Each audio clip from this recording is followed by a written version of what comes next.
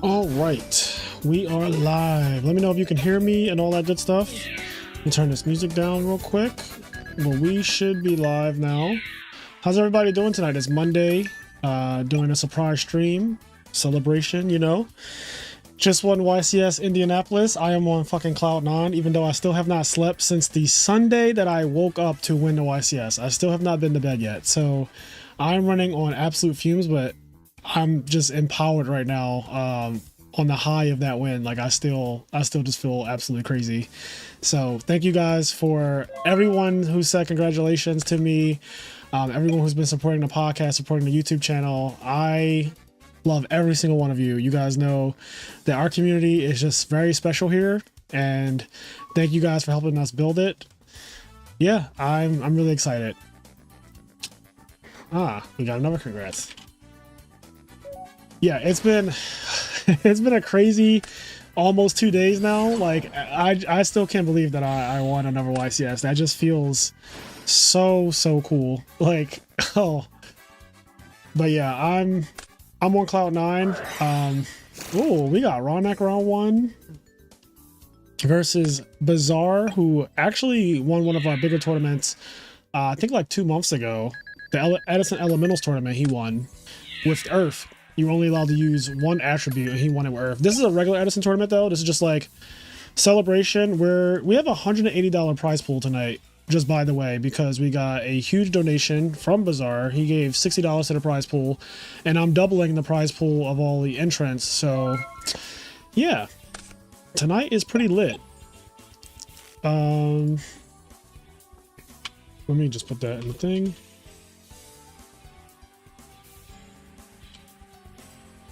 Here we go. Put that on the banner. Okay, so I gotta get chat up. Give me a second. I'm gonna be doing a lot, but let me read some of the chat. How's it going in Rage? How are you doing? Jonathan Sanchez says congrats. Thank you, Jonathan. Dreamer says let's get it. Let's get it indeed. Honestly, I'm down to get it. Let me just move this here so I can see it. Let me see live chat. Okay, so let me do this.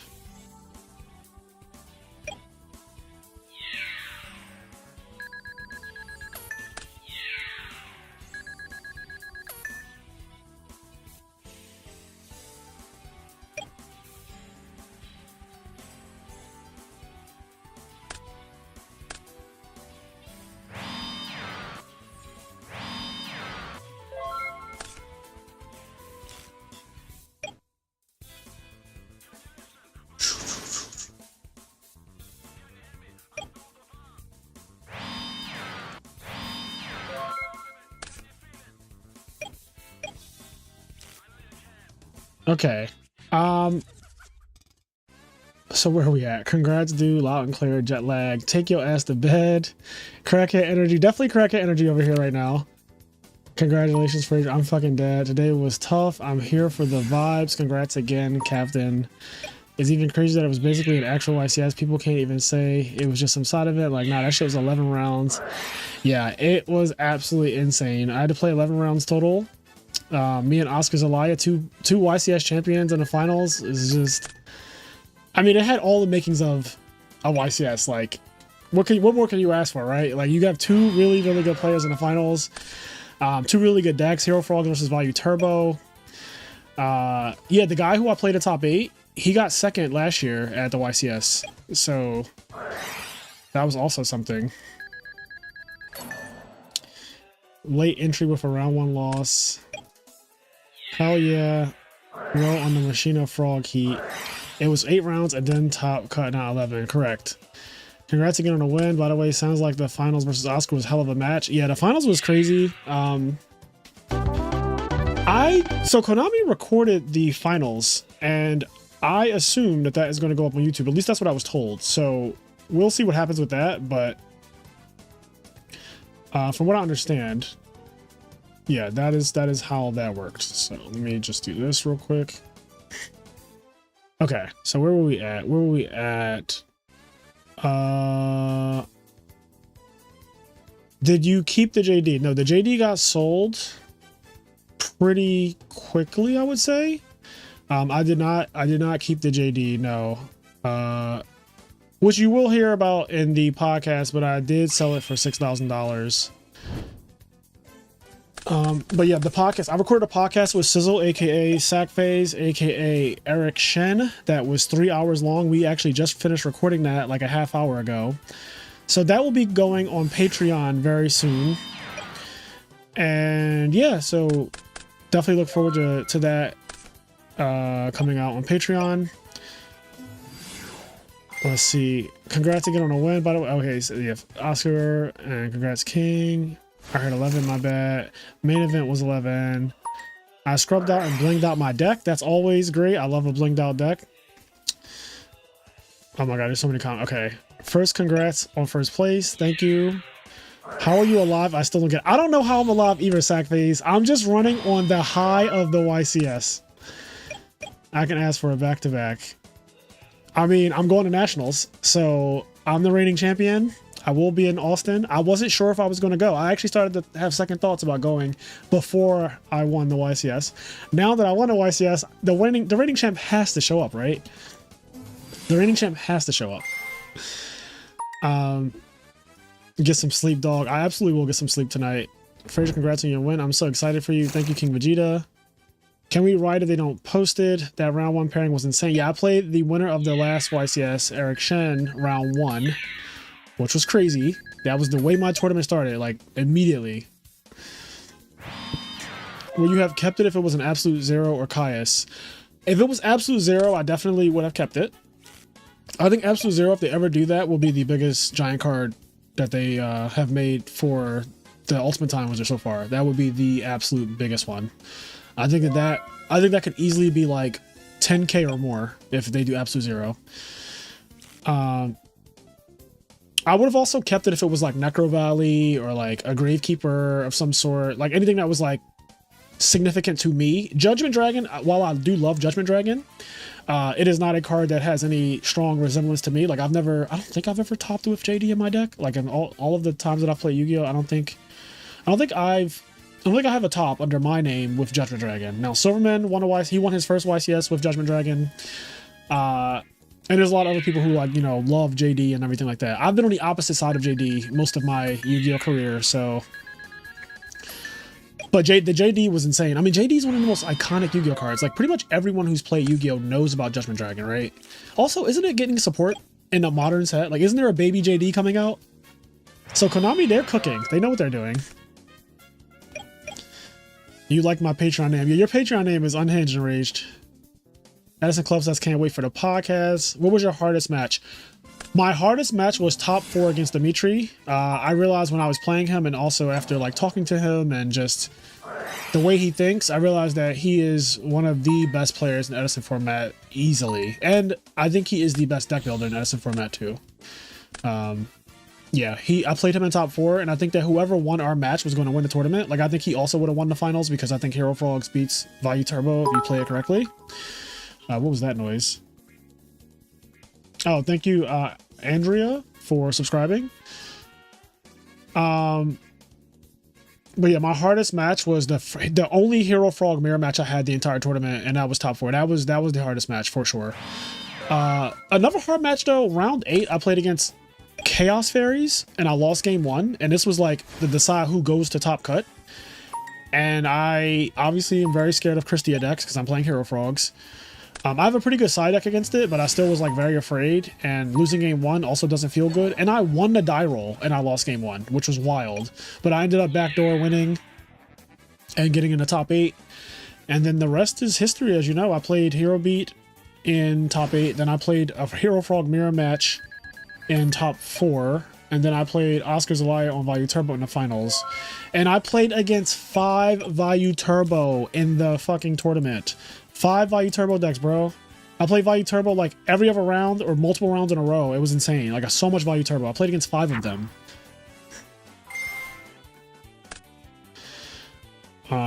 Yeah. Oh, there's a Fusion Judgment Dragon coming out?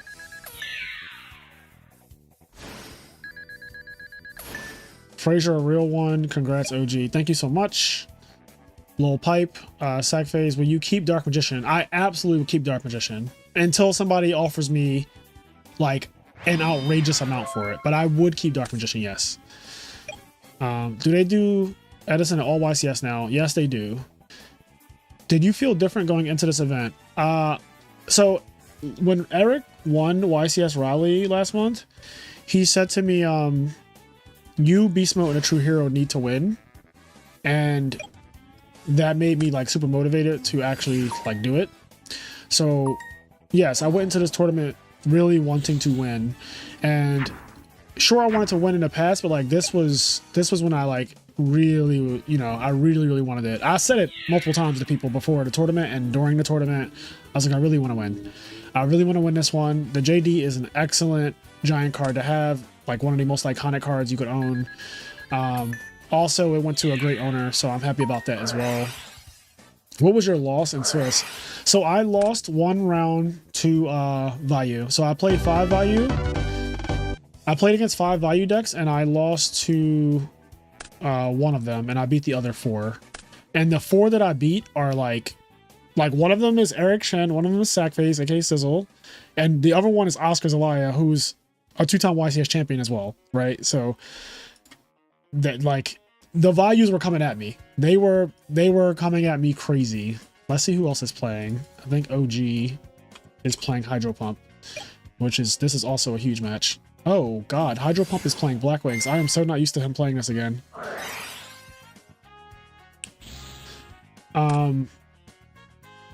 But yeah, this tournament, this YCS just felt insane to me. Like, I quit Yu-Gi-Oh! For a very long time, and then coming back to Edison, and then Konami supporting the format, and then winning a YCS, like, it's just so full circle. Like, I'm so happy to be a part of the Edison community. The Edison community is thriving. We are eating. We are eating.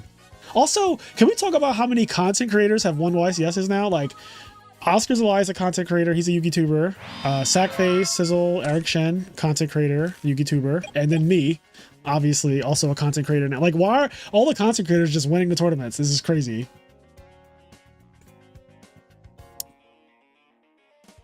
Yeah, I also had to prove that I wasn't washed because, you know, there were rumors out there. There were rumors from the haters. They thought I was washed. But we are not washed. We are exactly the opposite of washed. How does it feel to dodge topping Glad's list? So I think that Hero Frogs beats Glad's. I'm not worried about that matchup. When people talk about GBs versus Frogs, they're usually thinking of like old school Frog Monarchs that just relies on Treeborn Frog. Hero Frogs summons Stratos, which is really problematic for GBs, and it summons Alias, in my deck anyway, which is also really problematic for GBs. And GBs lost to Hero Frogs in top 4. Dimitri, the guy who I beat in top 4, he beat the GB player with Hero Frogs. So like Hero Frog, I just think Hero Frogs beats that deck. It has a higher ceiling. Miracle Fusion as an extender is way too much for GBs to deal with. Like, you just cannot deal with that. Like, I go Monarch, you go Chariot, I go Miracle Fusion, you lose. Like, it's just not... That matchup is not good for GBs. People thought that it was because like old school Frogs lose to just getting their Treeborn banished, but Hero Frogs actually just doesn't need Treeborn to win. Like, I actually won a couple games where I never saw Treeborn. Like, actually.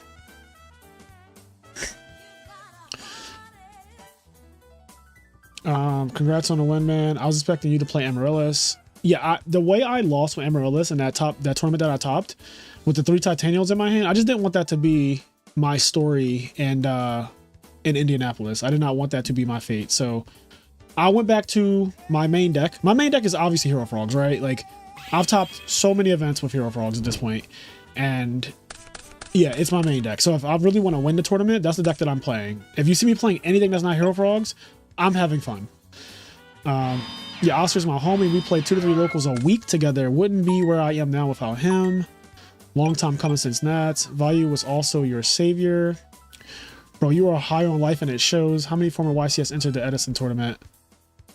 There was a couple YCS champions. Marcus Hayden was in a tournament. Like I said, me, Oscar Zelaya, Matt Kalinda, who won Nationals last year, was in the tournament.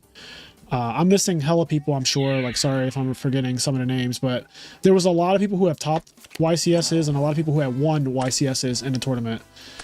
So that was cool. Yeah, the competition is really like, it's up there.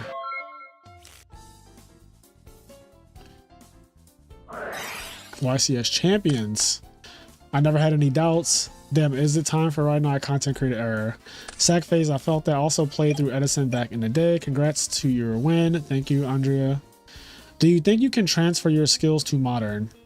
Yes. If I played modern, I would also just be one of the top players in modern too. Like, there was never a format in Yu-Gi-Oh that I did not top. So if I just continue playing, I would just be topping the same events. It's all the same. Like, Yu-Gi-Oh to me is just a pretty easy game. So I don't have a format where like I'm not one of those players that they top in like one format and then they kind of get cold after the format's over because they were just like really good in that one format. I've topped every format I've played. So it would just be the exact same.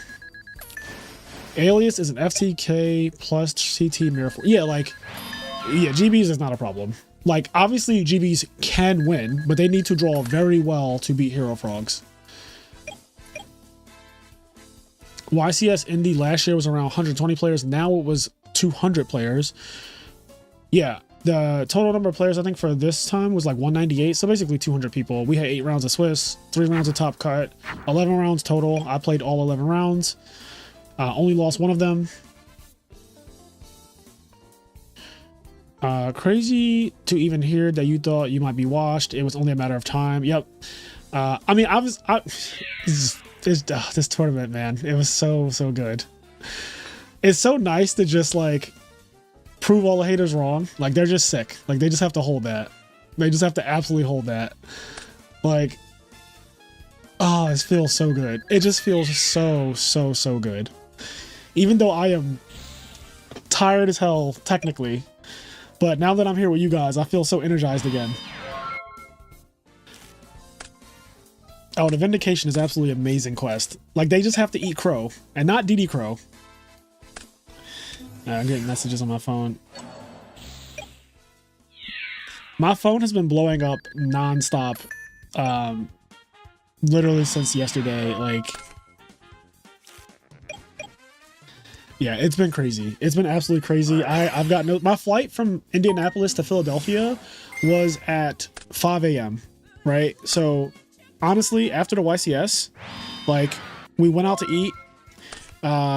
Then we got back to the hotel and we chilled in a lobby for like hours. I was with Joji Orlando and Dallas Bailey and Xavier and like a bunch of people. And me and Joji Orlando were talking about old formats, and he said that he's going to nationals and he's going to play and not commentate. So Joji Orlando was playing. He said he might play Hero Frogs, or he might play something else. And he also might play modern Yu-Gi-Oh! So he's still debating, but we had a long conversation just about like old school Yu-Gi-Oh! I also got to watch him play Troop Dupe Scoop format, and that was really fun. Bad Robot Dave Vieira, thank you. He said congrats, daddy. Let me go up some. When will they give Edison better prize support for all of top 8? Bro, that needs to happen. Like, first place being 5K minimum, but then like 8th place is nothing but a hamster mat is crazy to me. Do you know how many tops you have at this point? If you mean like all of my tops, like all of my YCS tops, and not like, it's over 20. I don't know the exact number. I just know that when I quit Yu-Gi-Oh, I had 22 tops, and now I'm playing Yu-Gi-Oh again, and I've been topping for a good minute now. So it's some number over 20. I don't know the exact number, but there are pages dedicated to telling you about tops. Even though it's funny because I saw one of those pages that says like, you know, Frazier Smith, and it has all of these tops on it and stuff like that, and it's actually missing some. Like, I can fill in the blanks for the ones that it was missing, but I remember like I don't think they had my Dragoonity top and YCS Charlotte in 2011. Like, I taught with Dragoonities, and I don't know if they had Kansas City when I taught with Tengu Plants. I know it was missing 2 tops, and I remember being like, you could just Google these tournaments and see that I was in top 32. But yeah, so I'm not exactly sure exactly how many I have. I just know when I quit, I had 22. When will they give Edison better price support? Okay, I read that one. I think GB versus Hero Frog is pretty darn close to 50-50. Yeah, like, I think that it's 55-45 Hero Frog favor. I think Hero Frog is the deck with the higher ceiling. I think that if Hero Frog draws like a regular hand, it is really hard for GBs to... They're not getting... Like, you don't get that auto win where they go summon swap, send Treeborn bounce, and you just like win the game because Hero Frogs plays a lot of... Like, Hero Frogs plays traps. Like, good traps. You know, discard traps, like Wing Blast and Regeki Break, are really good against GBs. Like, Test Tiger gets ruined by discard traps. Something tells me there might be a ban list in the near future. Congrats, what did you win? I won $6,000.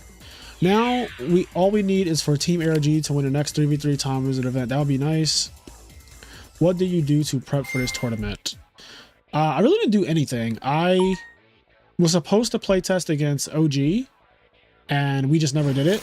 But like, Edison is a locked format.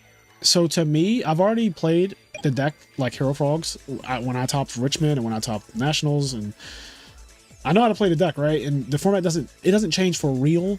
So to be honest, I didn't really have to like prep much for the tournament. I just kind of like changed my side deck is basically what happened. Like the main thing was that I changed my side deck. I changed my side deck to go according to the times, which is Amaryllis is a deck now that we all have to respect. So that's why you saw Dark Dust Spirit in my side deck. That's why you saw Karma Cut in my side deck.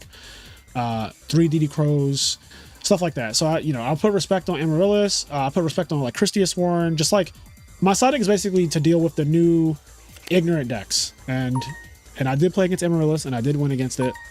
I did Karma Cut all his Amaryllis in one of the games. But yeah, I didn't do any play testing, and I just kind of like... So what I do to test, like, this is my testing. I'll tell you what I do. I load up my deck in solo mode, and I just draw hands, and then I reset deck, and then I draw hands, and I reset deck, and I draw hands, and I keep doing that over and over. And I basically like practice my opening turn. Like I practice what I would do if I drew this hand, and that is the extent of my playtesting. But like I look at opening hands with Hero Frogs, and I know like exactly what I'm going to do because I've just been doing it for so long. So like I see the opening hand, I'm like, okay, this is where you do this, this is where you do this, and I just have it like so memorized at this point, committed to memory. So that was that. Frazier helping me sell my subs on TCG, the GOAT. That format was so wild. Troop Dude, when did you quit Yu-Gi-Oh! And when did you come back? I quit Yu-Gi-Oh! At the beginning of 2017. So, when is the next tourney? Nationals is the next tourney, I think. I still have your ARG token that you signed at ARG St. Louis 2012. Is that what that is? St. Louis 2012? Congrats, King. Thank you so much. They should have a Yu-Gi-Oh! Hall of Fame and track stats like tops, wins, etc. They really should. I agree. Why did you quit Yu-Gi-Oh? I just wasn't like Lynx. I quit right before Lynx came out. So like Lynx were about to come out, and I was like, I want to focus on my career. So Aaron put in work my game 2. Nice. So you've been playing the Aaron we talked about? That's pretty good. I was asleep in the car on the way home when I heard people yelling, and I was like, what the fuck happened? And they told me you posted you won. LOL was hype. Yeah, wait, there were people yelling? I was yelling. When I won... Oh, crap. I'm over here flipping the brush. When I won, I like screamed so loud in the venue. Like, I'm pretty sure everyone who was on the sidelines just like if they weren't paying attention, they were paying attention. Like, as soon as I won game 2 in the finals, and like Oscar and me did the handshake, that was it. Like I just lost it because I wanted to win so outrageously bad, and the fact that when it happened, it was like, bro, that is so surreal that I really won this tournament. Like I actually won. After Sizzle, who won the last one, told me you need to win, and I did it immediately. I recently started playing around with Dark Dust Spirit, so it was cool to see you cite it as well. How come we're not seeing Dragon Turbo topping? Dragon Turbo, so the reality is this. The deck isn't bad. The problem with the deck is that if you're a good player, you do not get to flex your skill as a really good player when you're playing Dragon Turbo, because the games are not going to be very long, and the good players win when the games are very long. So when you draw your opening hand with Dragon Turbo and it's like, oh, this deck can't defend itself, and once they know that you're on Dragon Turbo, they also are aware that you can't defend yourself, so they just start attacking you like fucking crazy, and you can lose to anything when they start attacking you like that. So the problem is, like, when I play any other deck that plays traps and defense and just like a regular deck, like a regular Edison deck, like Value Turbo, Machina Turbo, like even like Lightsworn or fucking Blackwings or Diva Hero or Diva Hero Beat or Hero Frogs or Glabbies, all of the decks I just named, they play traps, and they make the game, because they play traps and everyone knows they play traps, the games go long. So if I play Hero Frogs, my games usually go like 20 turns. Unless I just like OD on you and you just scoop. But usually the games go like I get 10 turns, you get 10 turns, something around there, maybe even more than that. What that does is that gives my opponent 10 turns to misplay. So as a good player, right, if I'm the better player in this match and we both have 10 turns, who do you think is going to have the higher chance of winning if this game is 10 turns and there are 10 opportunities to fuck up? Like, who does that favor? When I'm playing Dragon Turbo, the opponent's just like, summon everything I have, attack you. So if I don't have a broken hand, you just lose. So that's why you don't really see Dragon Turbo doing that well, is because, one, there's only like 2 people who are good at playing the deck that really like grinded it out and play it. But even the people who play the deck and have done well with it in the past have been trying to play the deck for many tournaments and just haven't been doing well with it, because it's so like, I feel like you can't decide if you're going to do well with that deck. The deck has to decide for you, and I don't like that feeling. I don't like leaving it up to, like, oh, I drew like a fucking shit hand. I drew like so many blue eyes, or, you know, their side deck cards ruined me, and yeah, it's just not fun. You don't have much control over the game. And I guess the point that I'm getting at is when I play Hero Frogs, I feel like I have the absolute most control over every single game I play. That deck is so fucking consistent. Hero Frogs, 80% chance to open Treeborn Frog, 40% chance to open Stratos. It is so outrageously consistent of a deck that, like, every game I play, the games are not only long, but I just have so much control over the outcome. Whereas when I play Dragon Turbo, I just feel like anyone else holding a hand of Dragon Turbo. Like, sure, if I draw Cards of Continents and Whitestone, then I'm probably going to, like, do well if I draw into the right cards, right? But, like, everybody who plays the deck is going to go Cards of Continents, Whitestone, add Blue Eyes, and, like, hopefully draw a trade-in and Super Rejuvenation. And if you don't do that, you just lose. So I will not be playing that deck ever again, in terms of, especially like an in real life tournament. That's not for me. I could see playing it for like an online tournament where there are no stakes, like all the free tournaments that we play in and stuff that are just like for funsies. I'll play it for that if I wanted to, but like I don't really have the desire to play that deck right now, because I already played it a couple times and just like not a fan. So yeah, that's my take on that. Let's see.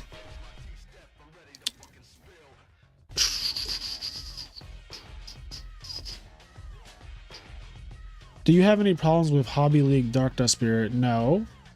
No actual cash prizes still. Yeah, they don't give you, like, you know, Konami doesn't give you cash.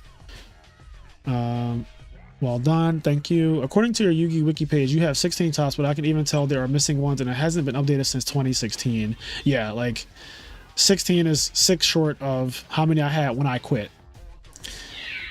So let's see. Konami, yeah, no, giant cards are so cool. I got mine framed at Hobby League or Hobby Lobby. How were your nerves doing finals? I was fine during the finals, honestly. Like, me and Oscar played each other before, apparently at YCS Austin, or no, YCS Dallas 2012. We played each other in Top Cut, in like top 16 or top 32 on one of those. So I like Oscar too as a person. Like, I knew that it was going to be a pretty chill finals. And yeah, I think that Hero Frogs beats Value. I really do. Especially now that I've learned how to play the matchup. So like, when I knew that I was playing Value in the finals, I kind of was like, I think I win the tournament now. And there are only a few things that can go wrong in my head, is like, if I get Dark Arm plus Fossil Dyna, which is how I lost the one round. Like the one round I lost, I literally lost because the guy went Dark Arm Fossil Dyna, and I was like, well, and he only had 3 cards when he did that. Like he drew the Fossil Dyna, and my hand was like broken as fuck. So I was like, all right, you know, that is annoying, but it happens. But like if that specifically doesn't happen, it's kind of hard to lose that matchup. Like I think Hero Frog's definitely favored in that matchup. And I played 5 of them and I beat 4 of them, including again like other YCS champions. Like I had to play 2 other YCS champions who were playing Value Turbo, and I beat both of them. I 2-0 both of them. I 2-0 Oscar in the finals, and I 2-0 Sizzle round 1. And then I 2-0'd another Value player like round 5, and then I did go 2-1 with a Value player because I think game 2, I think I bricked game 2, and it just was like, all right, well, it didn't last long. It was really fast. Like game 2 was really fast, and then game 3 I just like destroyed him going first again. I won, so 11 rounds, right? I won 8 game 1s in those 11 rounds.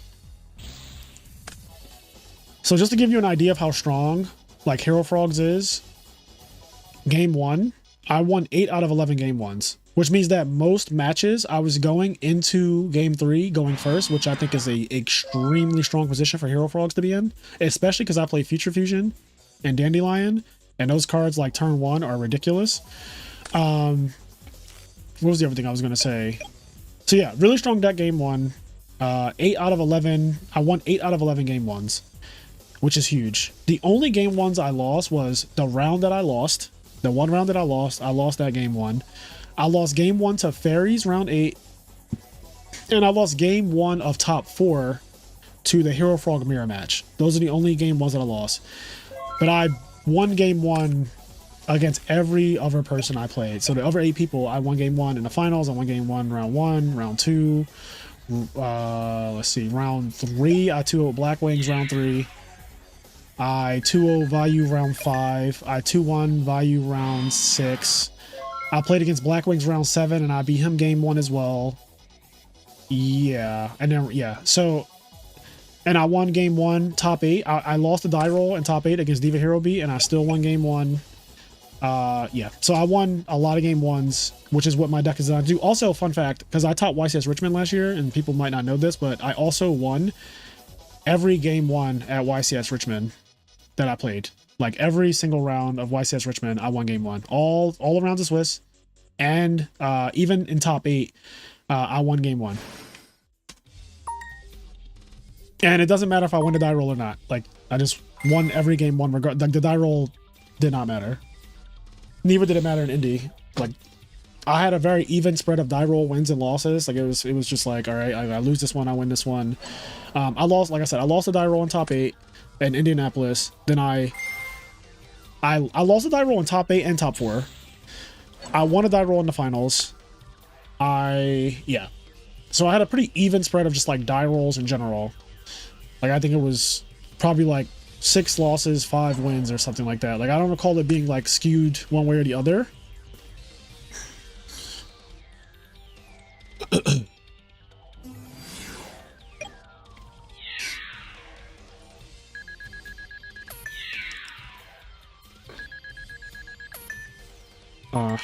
Okay, so which one feels better, YCS Atlanta or Indy? To be honest, YCS Indy feels better because it's the second time, and like, it just feels good to win again. I was shown so much love from the community because at this point, like, most people know who I am, right? Like, I've been playing Yu-Gi-Oh for fucking, what, 20 years or something like that? I don't know. I've been playing Yu-Gi-Oh for a very long time. Like, a very, very long time. So I've built up so many friendships throughout the years, and people who like genuinely have wanted me to win, you know, Edison or like a YCS or whatever. And because of that, when I won Indianapolis, the amount of love I got, like when I won Atlanta, like no one knew who the fuck I was. So it was very nice. But the main people who were happy for me were my friends, of course. But like, this event was like, everybody at the venue who like knew me was just very happy for me, and that just felt really, really good. Yeah, so this felt better to me. You are no longer Frazier, you are now FAS the GOAT. Great job, King. Thank you, Ghetto Traveler. I feel like Edison has been narrowed down to a handful of decks at this point.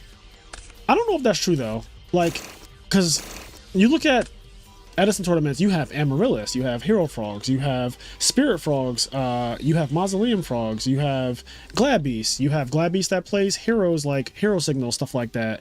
You have Blackwings and Vayu Turbo, and you have Dragon Turbo, and you have Christia Sworn, and you also have Light Sworn, and you have Diva Hero, and you have Diva Hero Beat. And this is just like the ones that I can name off the top of my head just now. And I'm missing like a handful of decks. Machina Control. So I just named like 15 decks, and all of these decks have topped multiple tournaments this year, like in 2024. And they all can like win a tournament, obviously. Like if you could top the tournament, your deck can actually just win the tournament. Like GB technically almost won Indianapolis yesterday. So like decks, there's a lot of decks in Edison format. Yes, there are better decks than others, right? Like I do think that at the top of the mountain is like Hero Frogs, Vayu Turbo, Blackwing, shit like that. But despite that, like there are a lot of decks that still do well in the format. Hey Frazier, I saw this Hero Beat profile that got 3rd place at the last YCS Indy. It didn't run Miracle Fusion, but main deck Ryo, Barbaros, Skill Drain. What do you think of that deck? I mean, I think Skill Drain is a terrifying card. So I don't like when decks like that are popular, personally. So I would appreciate if no one played that. That's my opinion on that one. Feels similar to Reasoning Gate and Goats. The deck deciding is kind of based, but yeah, consistency is so important. I need Sizzle. Tell me I need to win. Whatever this man says comes true. Lightsworn. Oh wait, I lost my place. Lightsworn builds feel kind of Gamba also. I think Lightsworn is actually a really skillful deck. Like obviously, they can mill ridiculous, but if somebody tops with Lightsworn, you have to imagine that like there were many rounds that they played where they had to make correct plays regardless of the mills. So I don't like to chalk up Lightsworn to just being like, oh, like they just sacked all the time and that's how they did well. Like if somebody's doing well with Lightsworn, I guarantee that person knows what the fuck they're doing. Not to sound like aggressive or anything like that, but I'm just saying that I think the narrative that like Lightsworn is just, you know, like a high rolling kind of deck is just not true. And that's also, I'm biased anyway because I grew up with Steve Silverman and he won a YCS with Lightsworn, and I played against him at locals often with he played Lightsworn a lot. And I just remember thinking like, he's very good with this deck. Like he knows exactly what he's doing, and it feels differently playing against him than it does playing against regular Lightsworn people. Like there's a skill gap that I can feel when I play against a good Lightsworn player. I also think James Ark has been cooking on Edison Ladder on DB with that deck, with like a Lightsworn or Twilight deck of sorts. Okay, wait. So let me just see, because I'm actually running this tournament, aren't I? Okay, there are 13 minutes left in a round. I just want to double check that. Somebody sent me the fusion for Judgment Dragon, Enlightenment Dragon. I don't know what the fuck this is, but we're going to put this up here. So let's read this together. Judgment Dragon plus Punishment Dragon must be special summoned from your extra deck by banishing the above monsters, one each from your field and graveyard. Okay. Once per turn, quick effect. You can pay 2,000 life points, banish all other cards on the field, and integrate. Jesus. That is a quick effect. Wow. Once per turn, during your end phase and the top 4 cards of your deck to the graveyard, if this card in its owner's possession is destroyed by an opponent's card, you can add 2 of your banished monsters to your hand, 1 Judgment Dragon and 1 Punishment Dragon. Then you can special summon both, ignoring summoning conditions. Wow. And the fact that this card is unplayable in Modern is hilarious to me, because this card is fucking outrageous. Like, what is this? Okay, so we have Nextastic, I guess, is playing. Is it? Let me see. Who else were we waiting on? Vincent.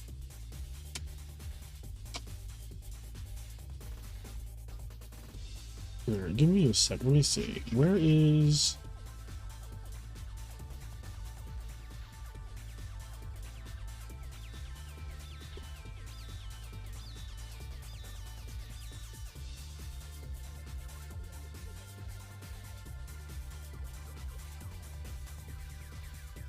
Oh, let me post the stream.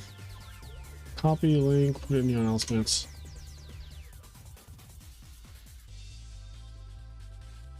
Okay, there we go. So next round, yay, round 2 is up. Okay, so round 2. Well, first of all, let me see who's still undefeated. Oh, I gotta watch Pudding.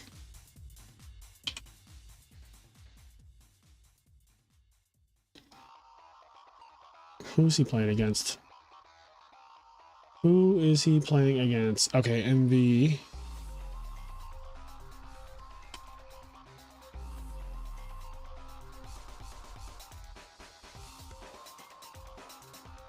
Matt K83. Hi. Let me tag them in the Discord server.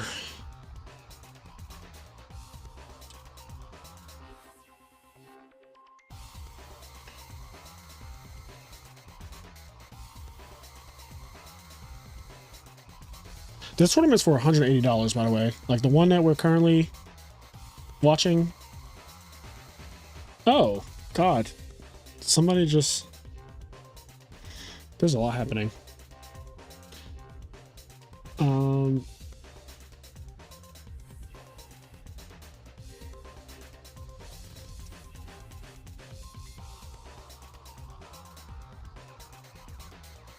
We're in rock, paper, scissors. Okay.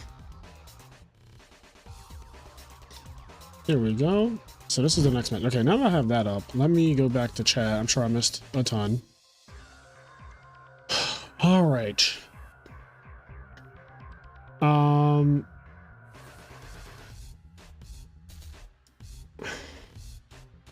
Side patterns versus value.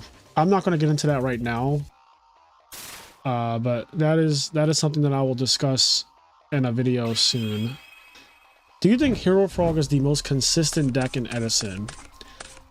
Consistent deck in Edison. So I think that that's true only if it is in the hands of a good player. I think that frogs in general do not do well in the hands of people who aren't really that good at Yu-Gi-Oh! And I don't know how else to put it without being blunt, but like frogs is way more complicated to play than pretty much every other deck. So like you often see people play frogs and just shit the bed. And then you see people who are really good at frogs and they just do well consistently, like Rawnak and me and Ivan Risotto and like people like that. There's like a lot of people who just, they play frogs and they are fucking nice with it. Also, Leo Baca has been really good with that deck too. He got 3rd place at a tournament recently. He beat me in that tournament in Swiss. But he's been like really killing it. Oscar Zelaya, obviously he won a YCS with Hero Frogs. Steve Silverman won a YCS with Hero Frogs. So I do think that it's one of the most consistent decks in the format, but usually like the people who are playing it aren't that good, so it can kind of affect how you perceive it. And a lot of the best players in Edison format, like most of them don't play Hero Frogs. They play like Value Turbo and Blackwings. Those are the 2 most popular decks. I know you don't play Advanced, but what do you think about the state of the game? I don't think anything about the state of the game. Thoughts on Diva Hero? I think Diva Hero is a great deck, and I really wish a true hero would go back to it. You think playing 4 other value helped you with Finals 2? No, I do not. I think that going into that tournament, I was already prepared to beat value because after my losses last year at Nationals to value, I only lost to the winner last year at Nationals, and he's playing value. And after those losses that I never forgot, like how I played and how I could improve my gameplay, I now feel like that matchup is really favored for me. So I think the value matchup is low-key like kind of easy. Like if we're being completely honest, as long as they don't fucking sack and kill me like out of nowhere, I think I'm just going to win. That's pretty much how I feel about the value matchup, because before I didn't really know what the hell I was doing. Like I thought I did, and then I found out that like I was playing the matchup wrong. And once I realized that matchup has just seemed like very inevitability on my side and not theirs. Like I feel like when you see the finals, wait till you see the finals, me versus Oscar, you'll see what I mean. But like I just feel like my deck has a higher chance of winning if the game is long. And I think Value Turbo's goal is probably to end the game before we get to a certain point, because like my deck is just stronger in the end game. Like the top decks are scarier, like the Miracle Fusions, the Caiuses and stuff like that. It just becomes too much. But Value has blowout cards, right? It has Dark Arm, it has Return, it has Burial, it has... What else? Those are the three. Dark Arm, Return, Burial, like the big three. So, if you can not get, you know, killed early, then I think that it's a fine matchup. I've been saying it's 55-45, which is... That's my way of saying, like, I think it is still decently close, but I do think that it is Hero Frog favored. So I don't think that like Hero Frog stops Value. I do not believe that. But like I think in the hands of a good player against the average Value player, I think that is like straight up easy. And I think that in the hands of a good Hero Frog player and a good Value player, I think that that's when you get the 55-45. Like I think a good Hero Frog player versus a good Value player is 55-45. I think it's like 60-40 against a regular Value player though. And I feel like, yeah. Let me put my phone on Do Not Disturb. What are your thoughts on zombies? I don't really think about zombies. It's just one of those decks that like I respect it as being one of the better decks in the format, but no one plays it. Like it's such an underrepresented deck. And hold on.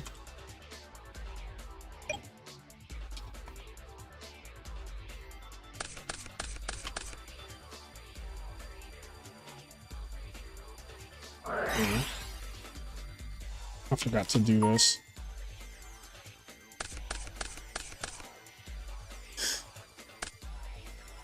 I just had to set the timer for the round. Anyway,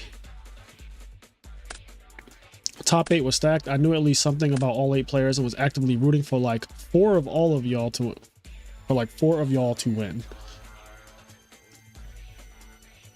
I see you are racking up the subs today, Frazier. Congrats on your win. I know you started playing again a little while ago now. It's gotta feel good to know that you can still win. It does, Connie. Yeah, and I'm really happy that people are supporting the channel. We're trying to get to 4,000 subs, and honestly, the amount of subs we've been getting today, and yeah, it's been really good. I appreciate all the support for sure.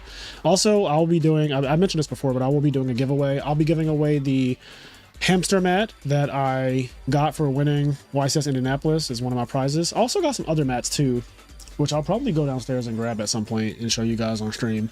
But because I got tickets, I forgot. So when I won, like I didn't even care about the prize at all. I was just like so happy. And then they were like, oh, can we get you to like hold the Judgment Dragon and like take a picture with it? And I was like, oh yeah, like I get this too. And I like grabbed it and like took pictures with it. And then like an hour and a half went by after I won, and I was just like talking to Silverman, talking to other people who were congratulating me and stuff. And then my friend Ned was like, did you get your tickets? And I was like, what tickets?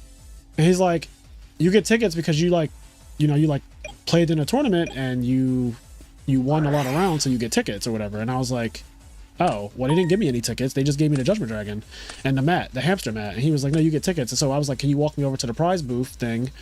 So we walked over to the prize booth, and then I got a bunch of tickets, and then I started buying mats with the tickets because I was like, there's nothing else to get really. So I said, I'll get some mats, and you know, I'll probably do some giveaways with those, but yeah. You forgot Summon Cat good deck. I definitely forgot Summon Cat good deck, that's for sure. What up, champ? What was this one better than Atlanta? Oh yeah, this one was better than Atlanta, yes. This felt better. Some of the games I played over the weekend I had to play perfectly to win. Glad someone acknowledges that the skill with the deck. Yeah, Lightsworn is not, especially in Edison, because it's not overpowered in Edison. Lightsworn is not like, you know, you don't have like triple charge and all of that stuff. It's a very, oh, another sub. Thank you to the Drop Shots for subscribing. I appreciate that. I think that puts us at 3,700 for the day. Why is that asking me that? Oh, we're at 3701.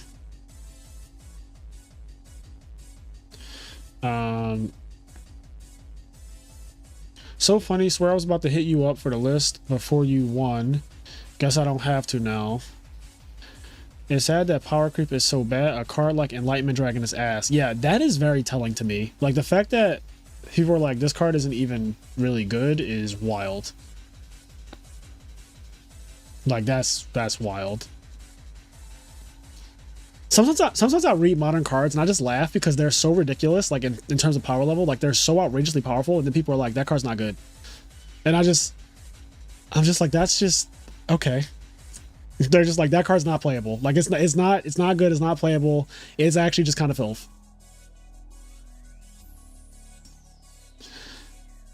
It's sad that power creep. Will there ever be a ban list for Edison? There is a ban list for Edison, actually. Let's see. It's just funny that there are unplayable cards in Modern because they aren't broken enough. But in Legacy Yu-Gi-Oh, they will be emergency banned and tried in court for war crime. Yeah, like whatever. No, it's that Baby JD. The Baby JD is one of the most ridiculous cards I've ever read. Like, actually. Like, if you just take that card and put it in Edison format, think about how much that breaks the entire format. Like, the whole format's fucked from Baby JD. That card's insane. It reads like a card that somebody made up. You know how people do that, the custom card thing? That Baby JD reads like that. That's how broken it is.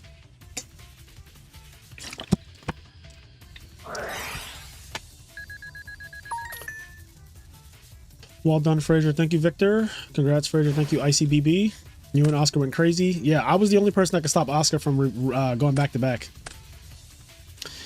You, Ivan, Marcus, Oscar, 10FD impressed me the most on Hero Frog. Yo, and Dame kind of nice too. Cairo will never go back. He'll go back eventually. Everybody returns to their roots eventually. Like, I left for Dragon Turbo and Amaryllis for like a little spurt, right? And I went right back to Hero Frogs. Everybody goes back home eventually, you know?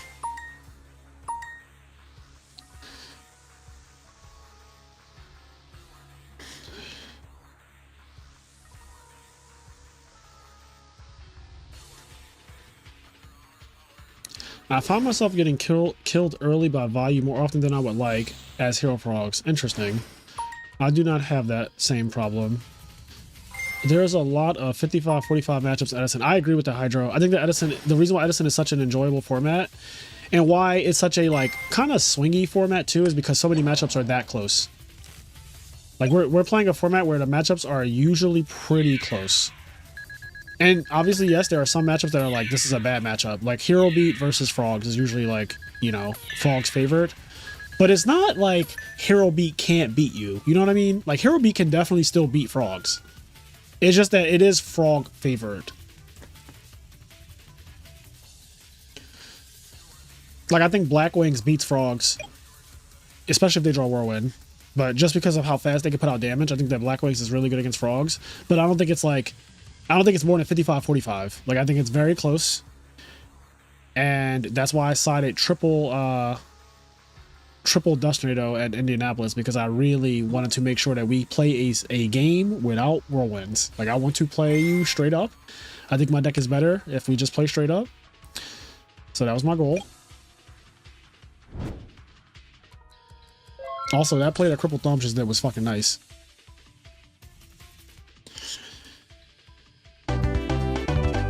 How do you get that overlay on DB? I'm not sure. One of my friends set it up for me.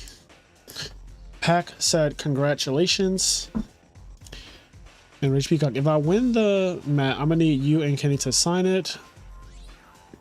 Congrats on your Ultimate Time Wizard win. You were my pick for winning after Boyd told me he lost. Thank you, TJ Parker. Congrats on the win. You faced some tough opponents and still came out on top. Proud of skill for sure for anybody that ever doubted it. Yes, just me, Krillin. For all of the naysayers, they have to fucking eat crow now because I am the reigning champion. And it feels so good. And I won quite a bit of cash, technically, you know. So that also feels good. I wasn't playing a tournament for nothing. Konami knows how to throw a party, you know? Like I know people, you know, we all kind of give them shit sometimes, but they for retro format, they know how to throw a party. I do think that they should step up the prize support for top 8 though. I think that we should get at the very least our own special mat for top 8. Like there should be an Absolute Zero mat or a Christia mat or a Battle Fader mat or something like that for top 8. Top 8 should not just be getting a hamster mat. That's just like, the fact that people can just go and play 8-man pod, win 3 rounds, and get the hamster mat is like, congrats. Like, you know, I'm happy that you got your hamster mat, but like the top 8 of the YCS who played 8 rounds and had to go X1 to get in top cut, like you should get more than just the mat that somebody can go and pay $12 and win. Like, I just think that's like one of my biggest gripes. But other than that, the giant cards are, none of them have gone for under $5,000. Like, not a single one. And I think that's amazing.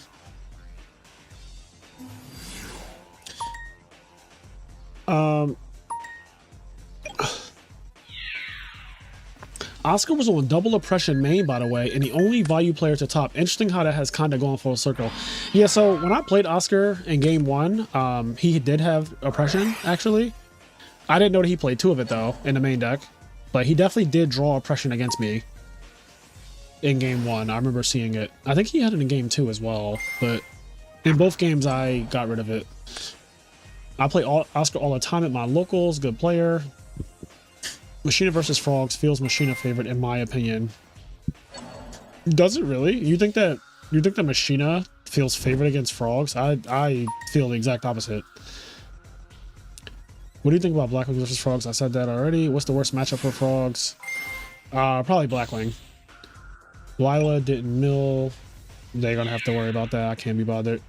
Any advice on how I should approach it as a Blackwing? I think that you should,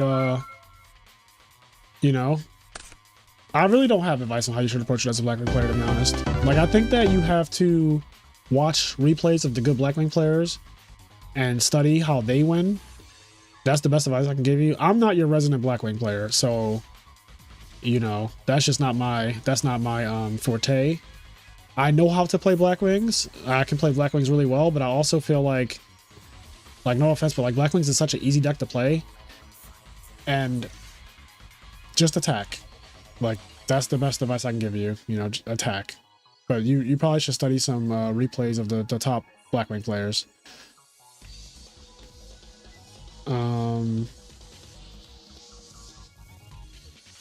Hi, Frazier. Never really spoke to you, but heard of your name for years. Glad to see the Yu-Gi-Oh community being alive. Had a sub to say that. I look back on the old Edison list. It's crazy how much Cat and Doomcow saw so much play when the format wasn't really solved yet. Yeah, that is weird to me, because those cards are like Doomcow's not playable. I shouldn't say that. That's harsh. Doomcow's not good. But in 2010, Doomcow was like apparently good. So, are you going to sell the big card? The big card is already sold. How is Amaryllis in today's meta? How many did you see at YCS? I mean, Amaryllis is really good in today's meta. I played one of them round 2, and I decked him out. Which costs more, the JD or your fit? You mean my fit at the YCS? So if the JD was $6,000, I wasn't wearing $6,000 worth of clothes at the YCS. I was wearing a couple $1,000s worth of clothes at the YCS, but not $6,000. Resurrect old top cut mats. Machina gets cooked by Frogs. I'd love to hear your opinions on Machina versus Frogs. I could very well be making mistakes. I mean, if you think Machina beats Frogs, and you like, so okay, let me say this: every deck can beat every deck. Like, on any given Sunday, every deck can beat every deck. So let's start with that. So now we got that out the way. I think that matchup, like, if I'm the Frog player and you're the Machina player, I think that I'm going to win that matchup 60-40.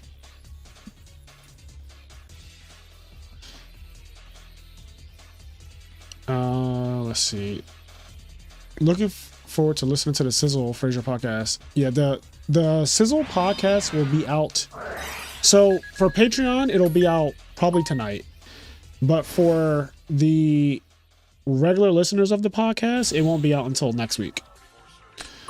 Because Patreon gets everything, like, as soon as we record it, basically. So we recorded it today, and I'll probably edit it tonight, which isn't really, like, I don't really have to do much to it. Because it's also 3 hours long, by the way. Me, Sizzle, and Kenny, it was 3 hours. So it's one of the long ones. This podcast is absolutely insane.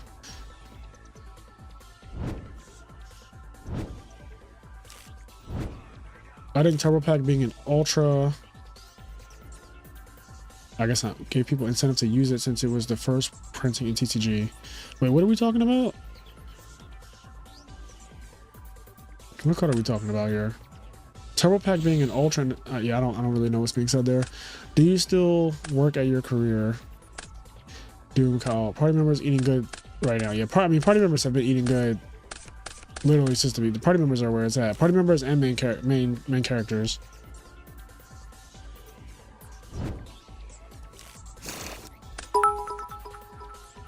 How much sleep have you had since Indy? I have not slept since Sunday when I woke up to play in the YCS on day 2. I've been awake since Sunday morning I set an alarm. We had to be there at 10 a.m. So I set an alarm for 8 a.m. I'm pretty sure. I was also, my hotel was connected to the convention center, like the West End. We were literally, like, you walk out of the hotel, you walk literally across the street, and like there's even like a bridge that was leading to the convention center. So like I was able to literally leave my hotel room at 9:30. And I got to the ballroom where the YCS was being held at like 9:35.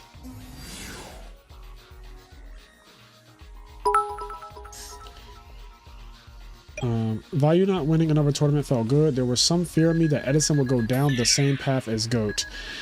You know what's interesting? Do you know that Hero Frogs and Value are the only 2 decks to win Ultimate Time Wizard tournaments in the US? So the first one was Nationals. Matt Kalindo won with Value. The second one was Indianapolis, which Oscar Zelaya won with Hero Frogs. The third one was YCS Richmond, which Ernie won with Value. The fourth one was YCS Vegas, which Steve Silverman won with Hero Frogs.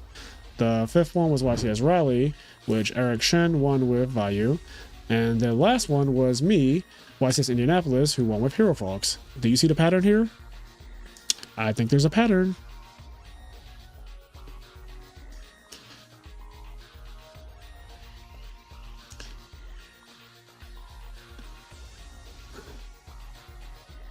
We would be in a different timeline of True Hero 1 Nats. I think we would be, Sack.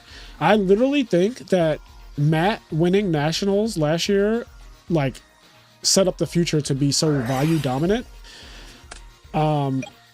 Because that was the beginning of it. That was like the floodgates opened last year at Nationals. And if a True Hero won, we would have, like, Diva Hero is not in the format anymore, it feels like. I feel like there are so few Diva Hero players now. But if he won Nationals, that effect would have been like a lot of Diva Hero players, I think. Also, thanks for the sub, Kong Pao Shrimp. Thank you.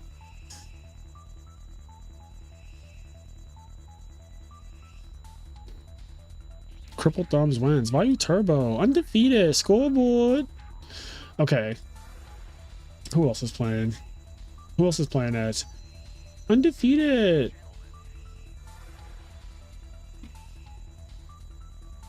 Who's this playing wrong at? Hydro. Okay, let me see what Hydro's playing Blackwings, which means he's serious because he won a tournament with Blackwings last year, maybe the year before.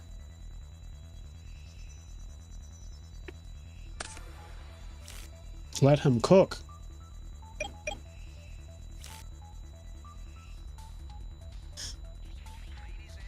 Cannot wait for the podcast with Eric tonight. Grats on the W. Was good to catch up with you after. Grats, Frazier. Thank you guys, both of you, for the congratulations. Jesus Christ, those card destructions absolutely ripped me a new asshole. Yeah, card destruction is the best card in Dragon Turbo. That card seems super unfair to me. You fill up your graveyard and you draw? It's like, I know Future Fusion gets complained about a lot, but honestly, Future Fusion and Dragon Turbo is not the end-all be-all because they don't really play Wyvern usually. But card destruction, let me tell you, card destruction is the card that wins the most games, I feel like, in that deck. Oh, this is a mirror match. That's awful.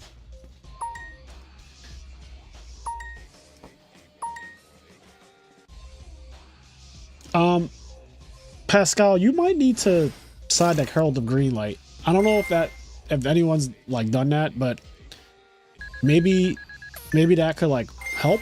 Because if they go trade in, you go Herald of Green Light, and then you guys both lose 2 cards. And I think that your deck is favorite in a simplified game state more than theirs. So maybe that's the answer. I don't know. Dragon Turbo is just one of those decks that I feel like it is so contingent on the draw. like more than all the other matches that you end up playing. It's like, bro, if they open up broken, then it beats every deck, and if they open up mid, they lose to every deck. And then there are a few games, like there are games where there's like some dueling happening where it's like tame on both sides and you guys are just kind of like doing this little dance, but I feel like that favors Dragon Turbo. If you give them a bunch of turns, like you should be actively trying to kill them. Any ideas on the next custom Edison tournament? No, I have not given any thought to the next custom Edison tournament. I know that I want to do one, but it probably won't be until August because I'm not doing one in June and July is nationals. So I don't think I'm going to do one in July. So we'll probably shoot for August. Congrats on YCS Indy when it was nice meeting you after top 8. Nice meeting you as well, Trevor.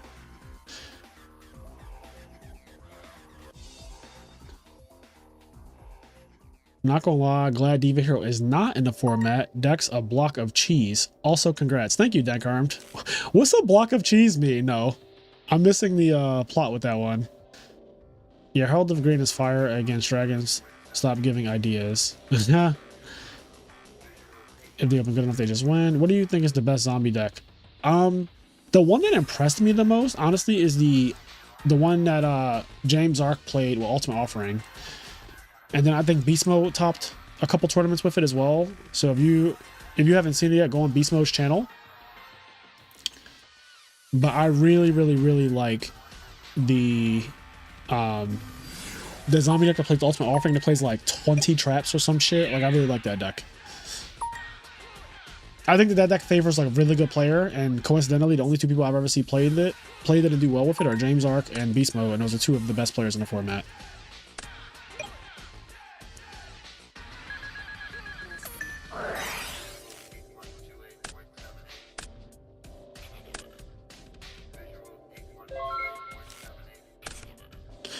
But yeah,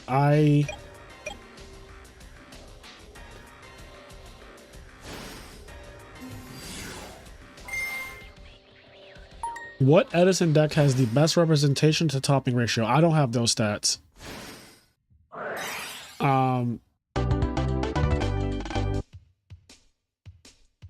So I could say, so let's put it this way.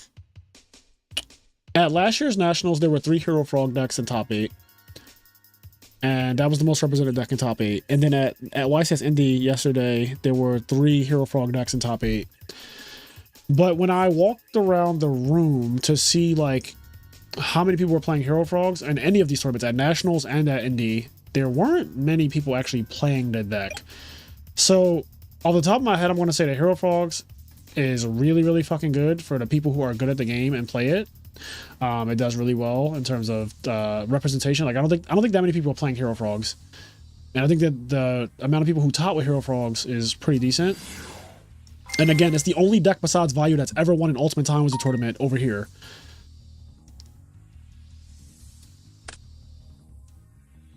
Like so far, Value and Hero Frogs are literally the only 2 decks to win Ultimate Time Wizard tournaments in the US. I don't know what goes on in Europe, so I can't really speak to that. But over here, Hero Frogs and Value Turbo have won literally every single one. And they've also gone back and forth. I kind of thought I was going to win this YCS because I was playing Hero Frogs, and the last one was won by Sizzle playing Value, and they had to complete the trend. It literally went Value, Hero Frog, Value, Hero Frog, Value, Hero Frog. So right now, the next deck that's supposed to win is, in theory, Value Turbo.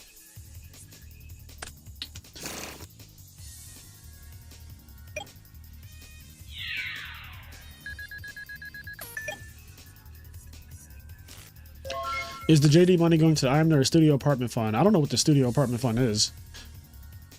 Topping. Hero Beat and Blackwing, funny enough. Winning, Value, Blackwing, and Hero Frog. Yeah, the most winning decks are definitely Value, Blackwing, and Hero Frog. They have the most wins in the format.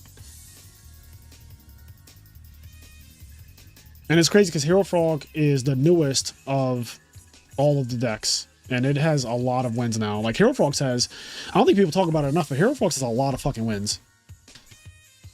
Like in general, that deck has a lot of wins. If you look at all the online tournaments and then obviously the in-person tournaments, Hero Frogs is racking it up. And every Hero Frog player who has won has been pretty fucking good now that I'm thinking about it. Me, Silverman, Oscar, Zelaya. So literally 3 YCS champions. Silverman won 3 YCSs, Oscar won YCS Austin, I won YCS Atlanta. And all of us have won with Hero Frogs. That's kind of like, I never thought about it until just now, but like that's a little telling that like the people winning with the deck are usually like the people who you expect to do good in general.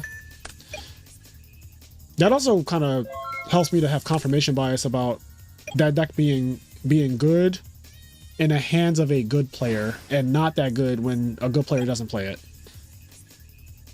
Like, I think Hero Frogs fucking sucks when I see regular people play it. I'm gonna be honest. Like, I just don't think it's that good.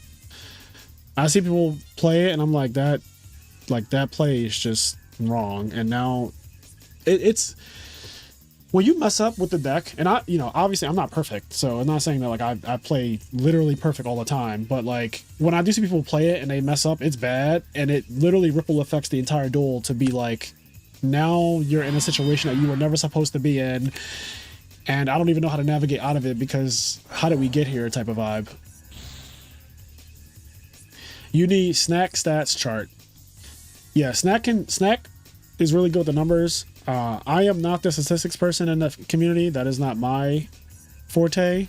I will leave that to Snack and those like Red Gadget, people like that who want to run the hardcore numbers.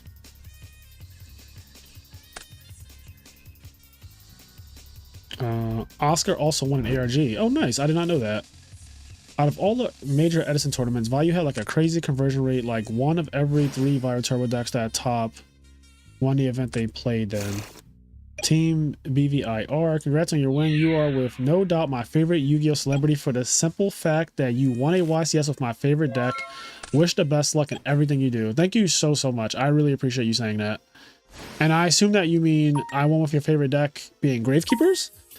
Are you talking about Gravekeepers or are you talking about Hero Frogs? I assume you mean Gravekeepers though.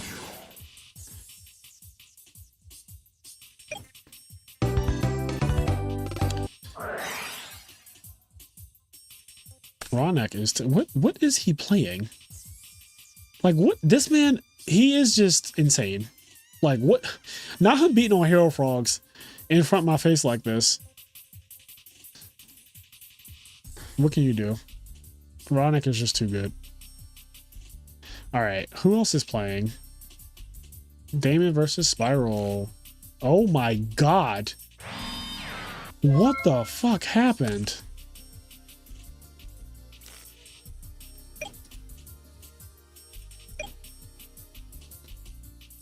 I don't know what's happening right now. What is this?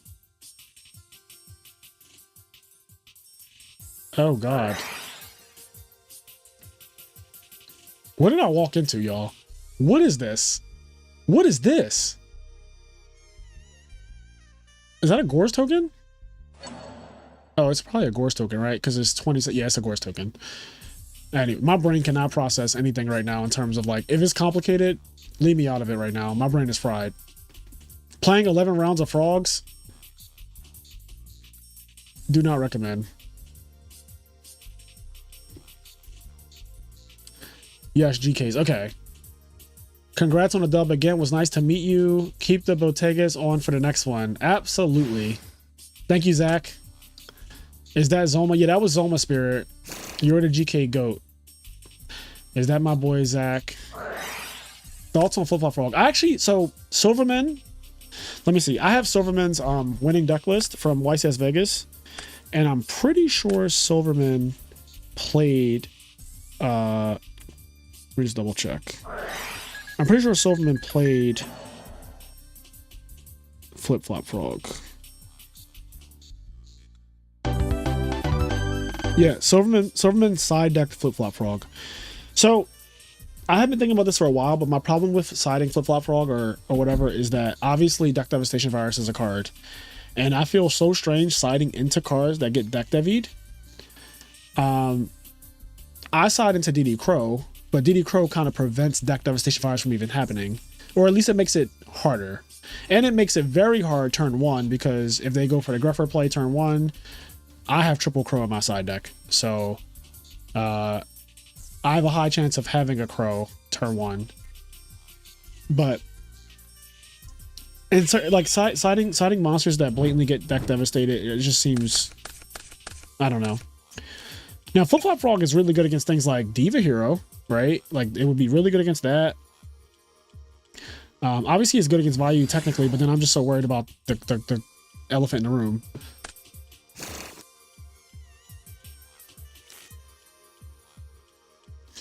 Okay, so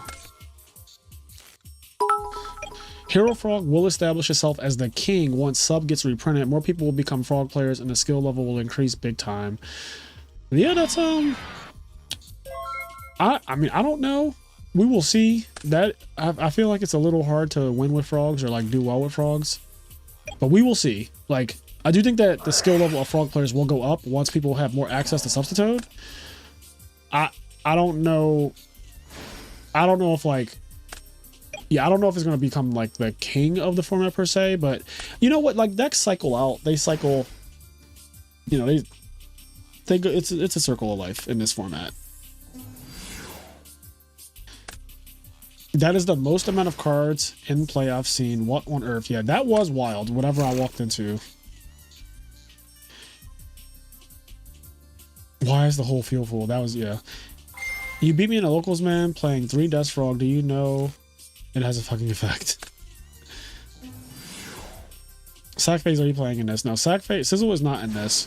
Me and him did a 3-hour podcast today.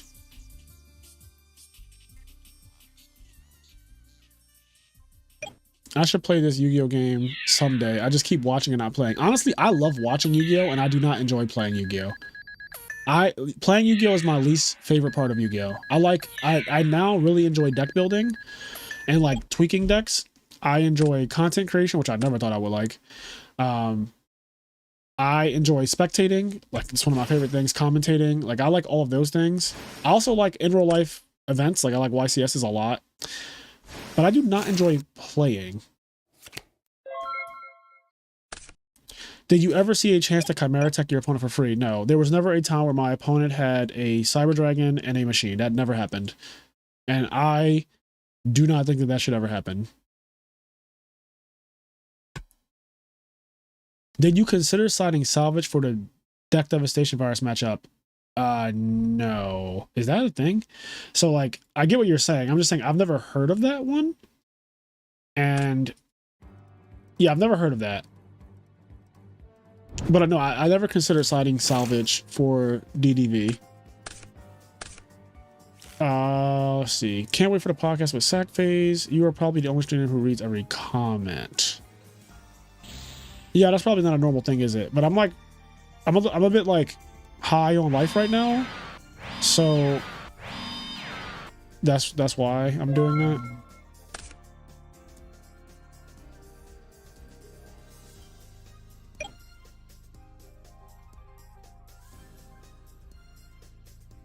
Your opinion on Extermination when you were playing Dragon Turbo? I liked it. I had to think about it for a second. But I think Dragon Turbo just needs fast cards to be good. And as you saw, the guy who got 3rd place this weekend, Dimitri, with Hero Frogs, he was playing 2 Nullmen of Exterminations in his Frog side deck.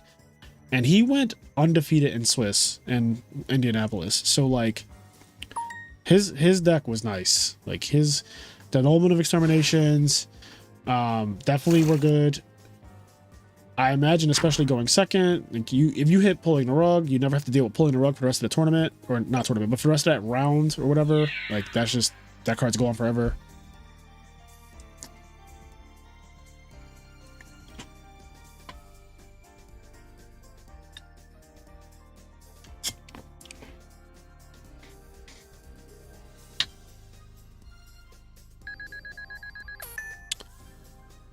First, last. So you keep playing people who leave a Cyber Dragon and a machine on the field? Like that happens to you? Because I feel like that's a very strange thing to have happen. Like, I don't know. Oh my god. Oh my god. So weren't we just talking about this? Weren't we literally just fucking talking about Deck Devastation Virus and Flip Flop Frog? Like, wasn't that literally the conversation I was having and saying that, like, I'm really scared of this exact situation right here? And these mistiming.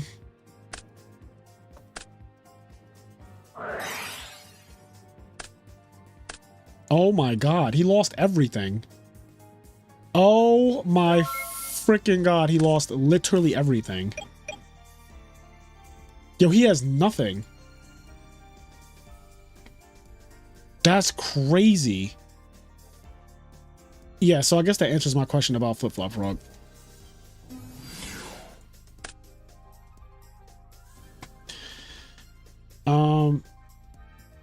Another question. How often do you go to locals? I do not go to locals at all now. I haven't been to locals for Edison or anything in like, it's been over a year. I don't go to locals anymore. Our local Edison scene died completely when I started playing Blackwings. Like, it literally fucking died. Like, I won pretty much every single tournament for a very, very long time with Blackwings. And like the participation every week just kept getting smaller and smaller until it got to a point where there were literally 4 people showing up for locals. And we did it like 3 weeks in a row where we played a 4-person tournament. And I was like, all right, like this is not like we're doing round robin. Like, what are we doing? Right. And so I stopped going, and then that was pretty much the end of it. Yeah. So I don't go to locals. I do not go to locals. I now host locals though, like this tournament. This tournament is 12 people. They're playing for $180 cash. And I consider it a local, right? Like it's, you know, a small tournament, get some play testing in, hopefully win a nice prize. I mean, you know, they're not always $180 prizes, but I felt like being nice. And then we also got a donation from Bazaar, which is really nice. So this celebration tournament, nice little $180 tournament.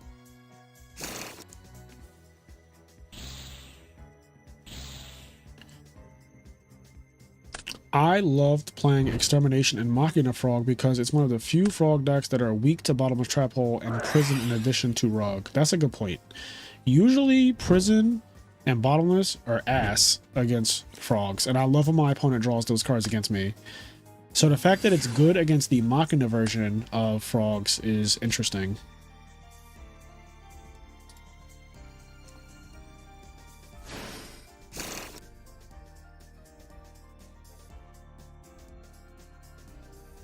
As a certified frog hater, this brings me joy. What, seeing him get deck devastated for like 7? That brought you joy? Congrats, I lost on the bubble. What did you lose to on the bubble, Too Fresh? People forget Cataster / Card Trooper. I don't know what you mean first last, because like I don't play Cyber Dragon. So what do you mean people forget Cataster / Card Trooper? Like, there needs to be a Cyber Dragon on the field, though. And I feel like no one is leaving a Cyber Dragon with a Cataster or a Card Trooper on the field. No such thing as frog haters, just temporarily embarrassed frog lovers. How much is entry? This tournament had a $5 entry. Wait, the frog comeback is real. Oh my god. Flip-flop still cool side for zombies. Doesn't he just go Plague Spreader here? What are we talking about? Like, this is literally a Plague Spreader play. He already had to play. I was like, how is the frog comeback happening if there's a very clear Plague Spreader? Flip-flop still cool side for zombies. Diva Hero kind of stuff. What is special about Machina Frog?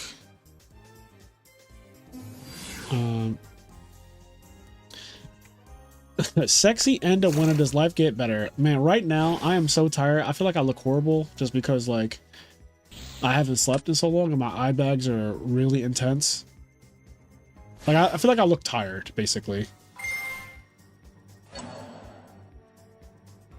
Is this game? This is game, right?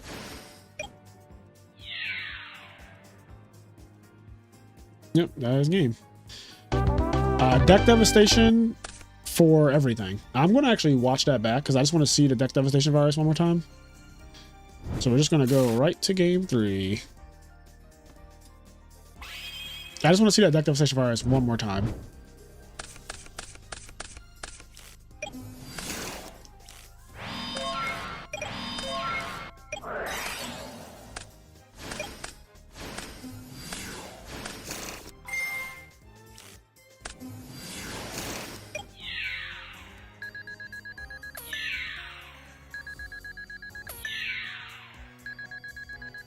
This is wild.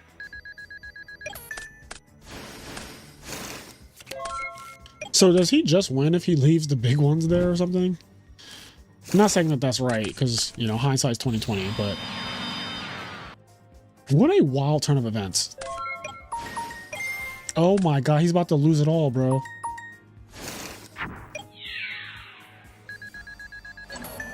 Oh shit. He actually risked. Wow, this game came down to like the game came down to this, that 50-50. Holy shit, that was crazy. Wow, and then that's just that. Okay. Wow, OG holding out on the Unifrog attack. He said, I'm just gonna make this game a 50-50, and it actually worked. That was crazy.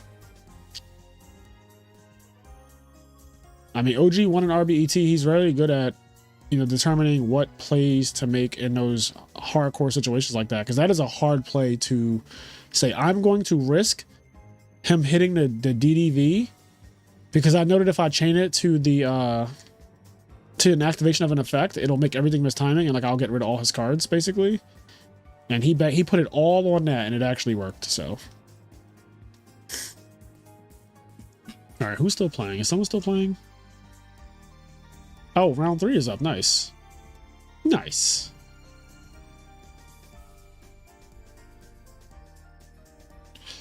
So Ronek's undefeated, Shadow's undefeated, and MVCK is undefeated. So who is playing?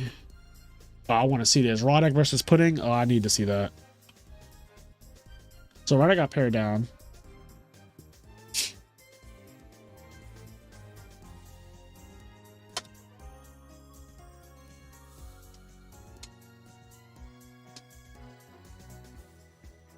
I should probably, let me set the timer right now. 0, 53, boom, boom, boom.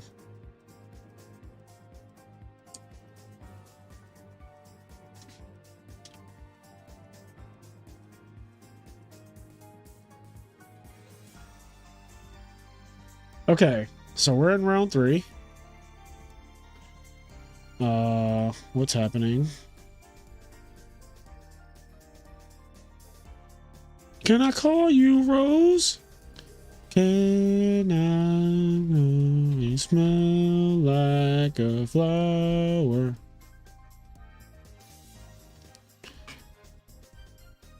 Okay, Pudding is hosting. Good, good, good. There we go. There's our match. All right, now I can go back to chat where I feel safe.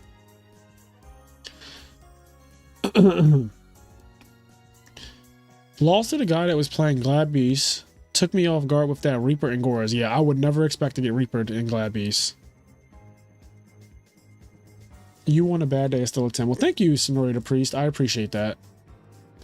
Every big tourney I played in, it happens where a hero player goes Cyber Dragon, Catastor, or Cyber Dragon Card Trooper. Okay, well. Okay. The deck dev will haunt that guy's dreams. Brother risked it all. He did risk it all, didn't he? Sometimes you gotta risk it all to win, though. They say you have to go minus to go plus sometimes, right?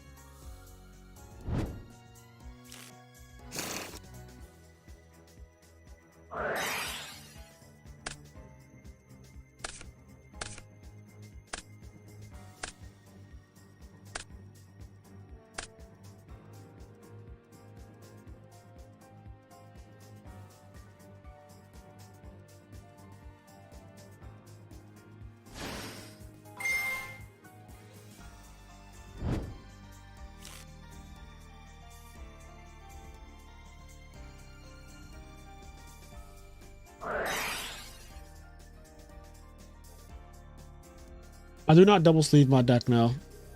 I hate double sleeve decks, by the way. I fucking hate that. I'm not a fan of that at all. They become so big and unruly. And one of the best things about me, if you ever watch me play in real life, I give you a show. Like, I'm very good with the way I handle cards. The way I shuffle, I keep the deck face down. I do like this really nice shuffle where I never turn the deck on its side because I just don't believe in cheating when it fucking comes to people shuffling. I hate the way people shuffle. You know what I'm talking about. The thing where they put it on the side and start like looking down and shit. I hate that. So for me, to keep my integrity, I always keep people's decks face down. I always like either cut it or just do my little face down shuffle. And I'm really good at like spreading my graveyard, and I'm good at that thing where you like start the game off and you draw 5 cards, like you grip the top of your deck, like you grab like this much of it and then you just like put it on the mat and you spread it and it's exactly 5. I'm good at that. When you have a fucking double sleeve deck, good luck. Like, good luck doing any of the things I just said. It's just unruly. I get that you want to protect your cards, but me, I'm old school. So like, I have the cards to play them, not to stare at them. And I don't intend to sell the cards because, like, they were a gift, so that's just not happening. The cards were a gift to me, so that's the first thing. So it's not like I'm planning to like resell them at some point or anything like that. But I have the cards to play the cards, so I'm not too worried about like they're in sleeves. I think, you know, single sleeve is fine. I just hate when I pick up somebody's double sleeve deck and it's just like the most unruly block of ice cream I've ever touched. Just like, what is this? This is obviously his preference, but yeah, I'm not a fan of double sleeved. I'm not a fan.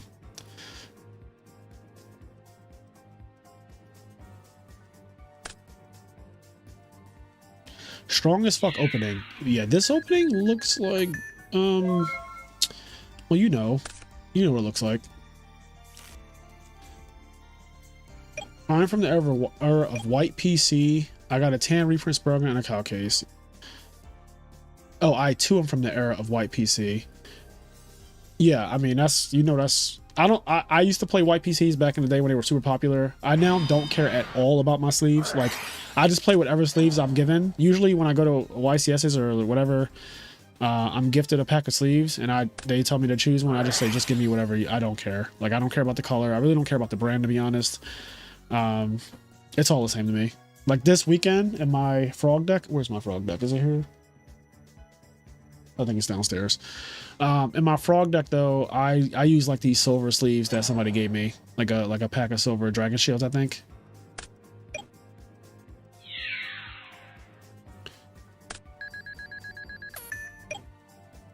Too bulky, I don't know, just got here, need more context. Congrats, man. Thank you, Bobby Barrow. Double sleeve is mad uncomfortable. It's just so awkward handling double sleeve cards. I prefer double sleeve my cards because I feel like it's harder for people to be dishonest with the cuts. That's an interesting take. I make it where you can't be dishonest with the cut. So like if you're trying to do some weird shit with my deck, I am the most like it would be really hard for you to do anything weird with my deck and get by me. I stare at people directly in their eyes while they shuffle my deck. So if you ever look down at my deck while you're shuffling it, I'm taking it back and I'm reshuffling it and then I'm making you cut my deck. I do not play that shit. You could ask anyone who's played me in any YCS or Nationals or ARG or anything. If you shuffle my deck and you do that little shuffle where people be like looking down and shit like that, I do not play that. I fucking hate that. That is like one of my biggest pet peeves in Yu-Gi-Oh!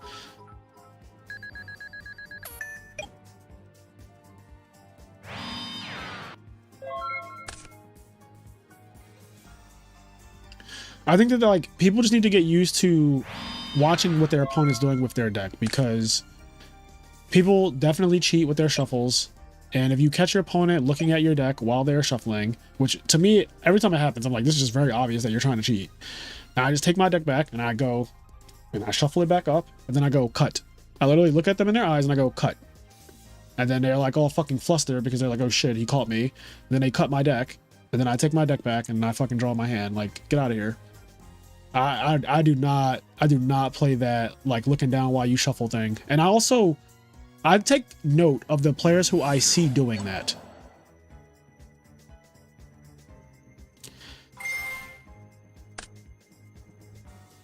Not him creature swapping the Christia and stealing it from him. That's wild.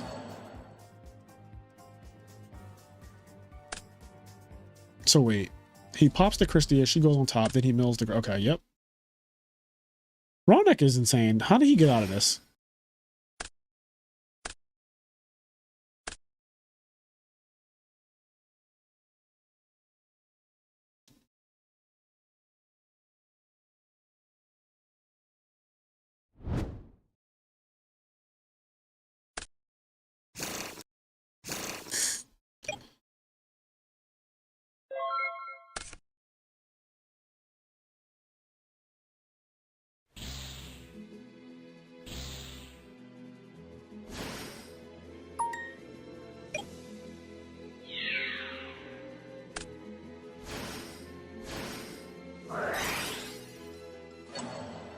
Let's see.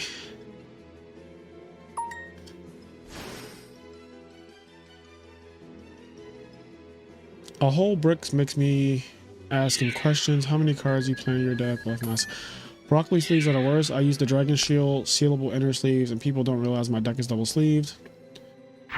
As someone who plays mostly standard size card games now, I double sleeve my decks to make the cards bigger. I couldn't care less about protecting the cards. That's fair. The old Ultra Pros used to be smooth. I still like the white PC. I just got some Supreme Pro Pink. Excited to see how they feel. Double sleeves is a Yugi Zoom trend. If you're coming from Pokemon, Magic the Gathering, Lorcana, double sleeve Yu-Gi-Oh is not awkward at all. Yeah, I can't speak to that because I obviously am just a Yu-Gi-Oh player.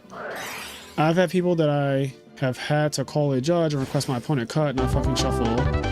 I do a side shuffle, but I look to the side. Yeah, I'm okay when a person, if they do a side shuffle, if they like turn their head like this, like they do the thing like this, I'm okay with that. If you just crane your head all the way to the side and you shuffle my deck, I will not like freak out. But if you take my deck like this and you're like doing this kind of shuffle and you do like an occasional, like, you know how they do. Y'all have seen it before. You know how the fuck they do. They be doing this, then every once in a while they just take a little peek down, then they'll come back up, then they'll take another little peek down. I'm just staring at them like, do you think I'm fucking stupid? Do you think look at me. Look at me. Do you think I'm fucking dumb? Give me my deck back. Let me shuffle this shit again. You already know I'm playing Hero Frog, so you're not gaining any information from that.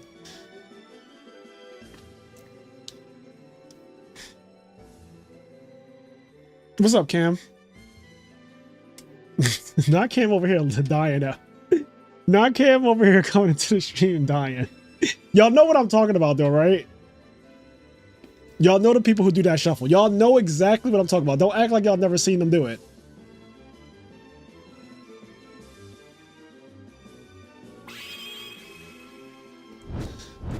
Y'all know the shuffle.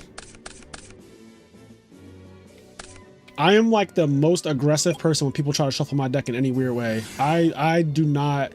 You can ask anybody, is Frazier Smith an asshole when it comes to shuffling decks? Yes, I am an asshole when it comes to you. If you take my deck and put it on the side, I am taking my deck back and I'm reshuffling it. I'm telling you to cut because you don't know how to act. We're going to fucking behave. We're going to have a fair match. If you beat me, I don't care, bro. I'm okay with losing. But what you're not going to do is you are not going to see my Heavy Storm on the bottom and keep it there because you're playing Glad Beast. That's not what you're about to do. You are not going to keep my Heavy Storm on the bottom. That's just not happening. You're not going to see that I don't have Gores in my hand because you shuffled and saw it in the middle of my deck and then gave it back to me. Like, that's not happening. You're not going to be attacking me all fucking crazy directly like, oh, I know he doesn't have Gores.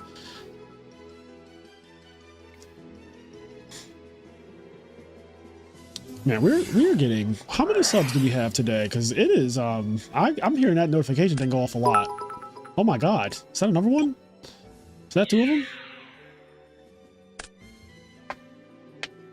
Thank you guys for subscribing. We're at 3715 subscribers today, which, or not today, literally, but like we're currently at 3,715 subscribers, which we're on the road to 4,000. Thank you so much to everybody who has been supporting this channel, supporting me as a player, which I love everything that all the nice words that people have said to me, all the congrats, and just like I love your guys' questions and stuff like that. We're just vibing and just talking, and I'm just being brutally honest, as I often am, about stuff, you know.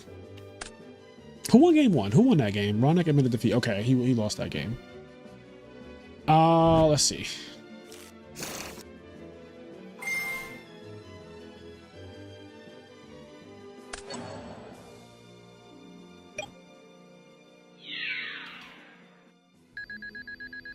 Just knowing a single card on the bottom of the deck is an insane advantage. It is. Like, imagine knowing that your opponent's Gores is, like, towards the bottom of their deck, right? That is a huge advantage. Imagine knowing that their Brain Control is at the bottom, or their Heavy Storm is at the bottom, or, like, whatever. Every card basically matters if you see it on the bottom of someone's deck, right? Like, that's crazy. Like, if you see Solemn on the bottom of their deck, you're like, all right, well, there's no Solemn. Like, that's why I do not pick people's decks. If you ever see me shuffle, it's this like very specific shuffle I do. Whereas like the deck never lifts up off the table. Like I don't lift your deck up off the table. I never turn it on its side. Like that's wild. Turning someone's deck on its side is crazy to me. In 2024, in the year 2024 on Beyonce's internet, you're really gonna turn my deck on the side and look down? Nigga. That's crazy. So yeah, that is like a huge pet peeve. Whoever, like, I don't know how we got on this topic. Like I actually have no idea how we got here, but like whoever brought this up, this got so out of hand because now I'm just remembering all the people who have done that, and I'm getting like PTSD triggered right now by all the people who have to take my deck back and tell them to behave themselves and not act like a fucking animal across the table while they're shuffling. I know you want to win. I want to win too, bro. I want to win just as bad as you. But you know what I'm not about to do? You know what I'm not about to do? I'm not about to fucking take your deck and shuffle it on the side and look down at it and then give it back to you and act like, oh yeah, good luck, bro. Like, no.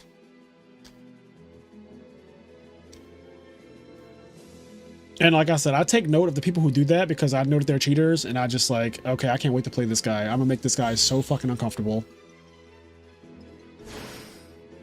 Ooh, Endrise.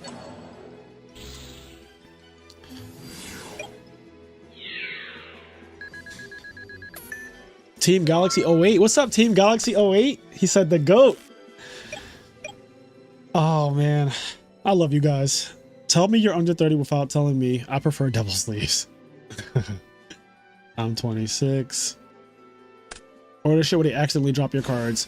I will say this. There are some people who genuinely have bad handling with decks. Granted, I think that if you have bad handling with decks, you should just stick to pile shuffles. Like, just pile shuffle your opponent's deck or something like that. If you're like really that bad at handling and you accidentally drop cards a lot or whatever, just pile shuffle the deck. Pile shuffling it, like I won't think anything. If you pile shuffle my deck, I'm just like, all right, I don't like whatever. Oh my god. Why is creature swap insane?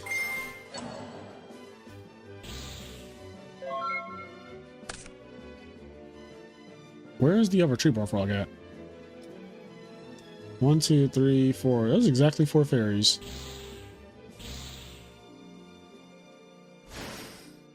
Summon tuner? Oh. Oh, he gains 1,000 now. Wow, imagine your opponent living because Soul Taker wasn't smashing ground. That is so funny to me.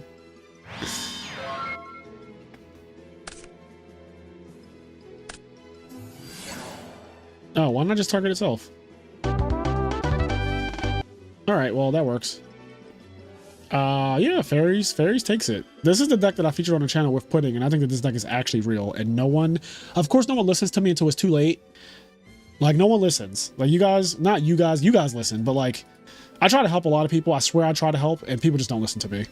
They think that I'm like yapping, which I yap, but like, I yap with good intentions, okay? I'm a professional yapper, but I do yap with good intentions. I swear.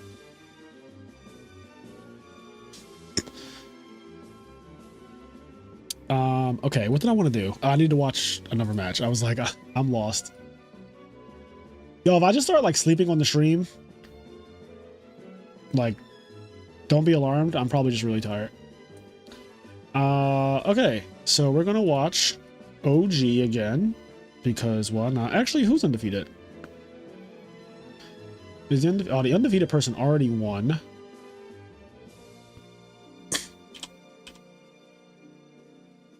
There's a good amount of money on the line in this tournament. I don't know why I typed in OG. His name on here is Damon. There we go. Yo, OG has been playing against all of the frog players today. Just living the frog bracket fantasy. Oh, mistiming. Oh, baby.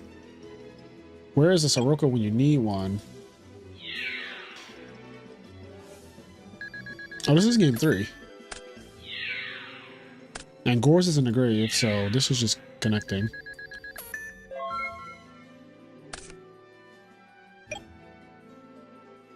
I wonder what list this is. Let me get back to the chat. So,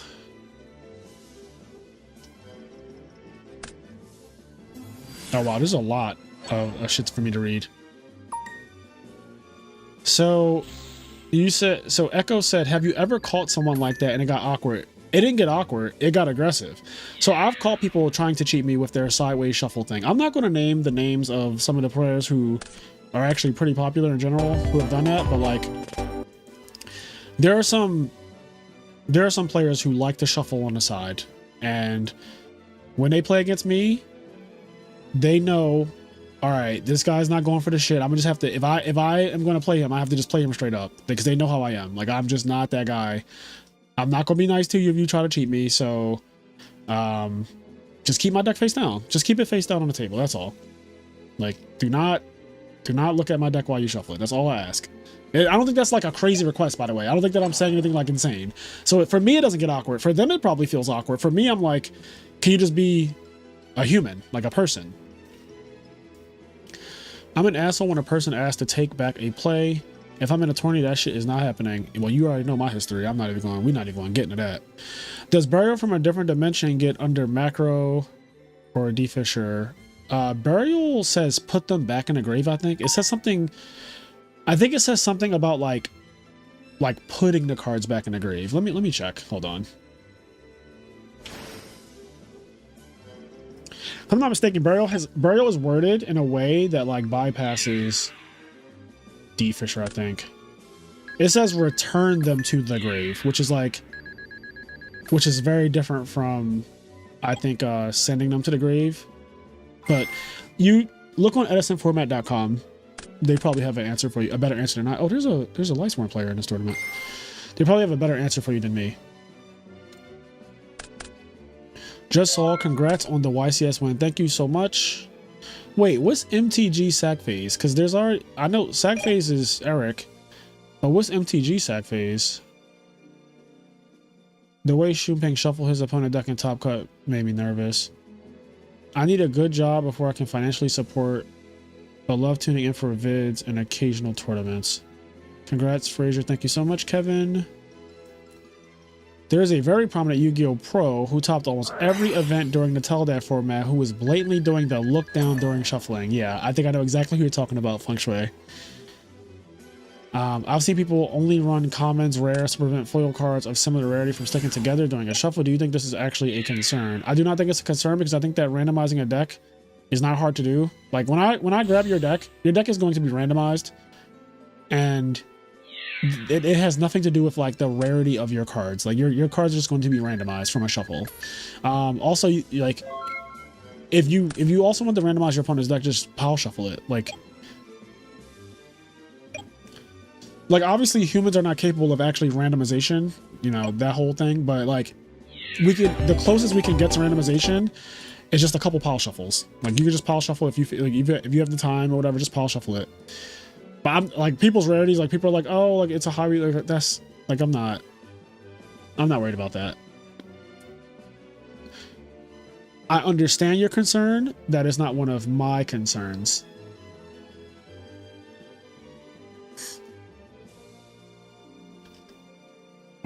That was a quote from Drag Race, by the way.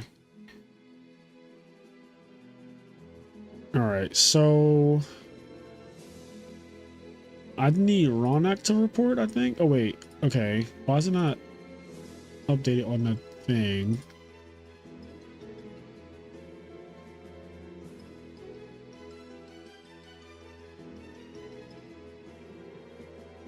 Oh, wait, what?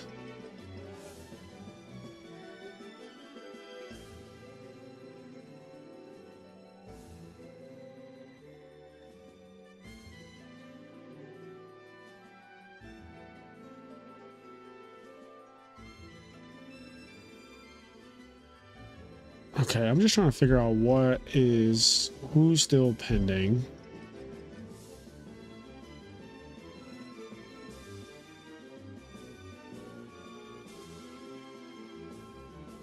Because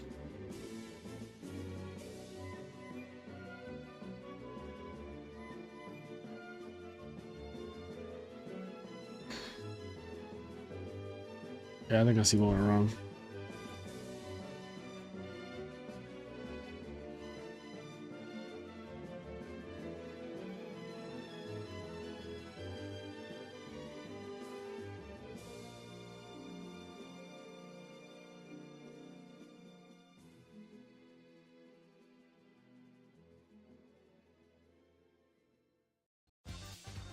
All right, while we figure this out, give me a second. I'm just gonna put on a random match. Let's just watch this. These are two high-rated players. I'll put that on in the background while I figure out who's still playing or whatever.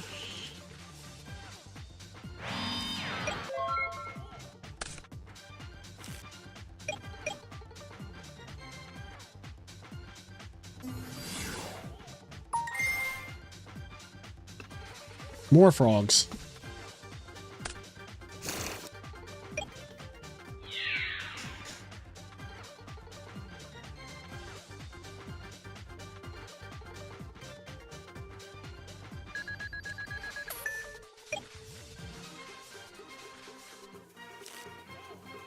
All right, let me...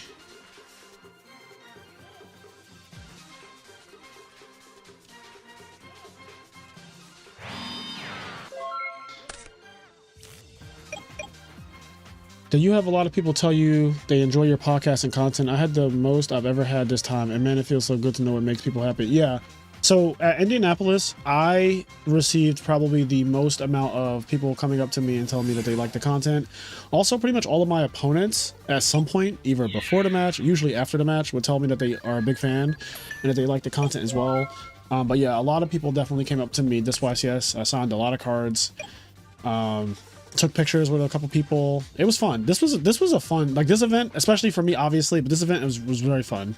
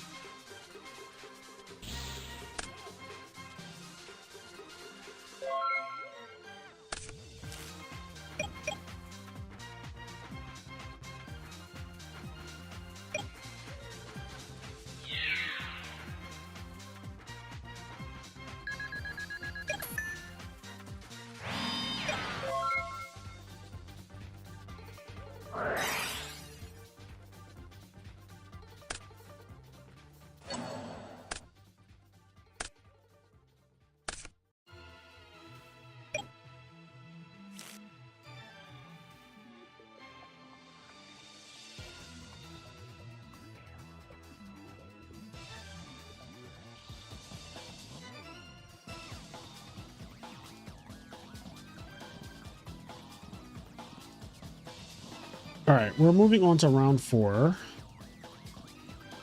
Yeah, we're moving on to round 4. There's going to be a cut the top 4 as well.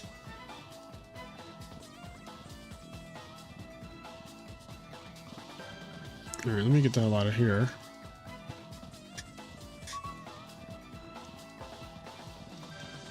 What is this? Oh.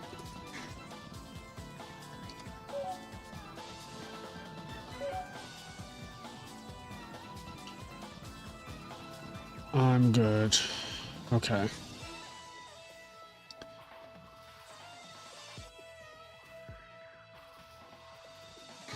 Bizarre, Pew, Crippled Thumbs, Vincent, Zen. I'm gonna watch this one. Actually, I don't think... Oh, no, wait, hold on. Isn't Crippled Thumbs undefeated? I'm pretty sure he's undefeated. I'm gonna watch this match.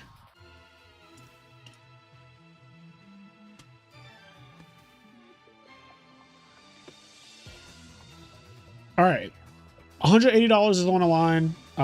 Cut the top 4, and then it's going to be single elimination top 4, so basically 2 rounds, and we will have winners.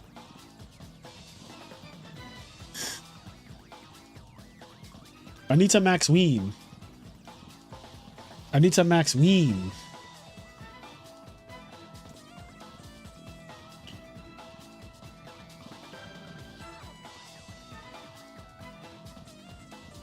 Oh, let me set the timer. The timer really hasn't mattered. Like, none of these rounds have gone to time, which I love.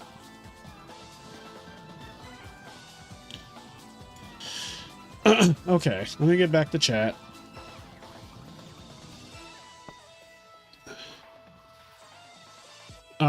Ryan, I said, you've got me wanting to watch out for that kind of stuff now, at least. Yeah, you should definitely watch out for anyone.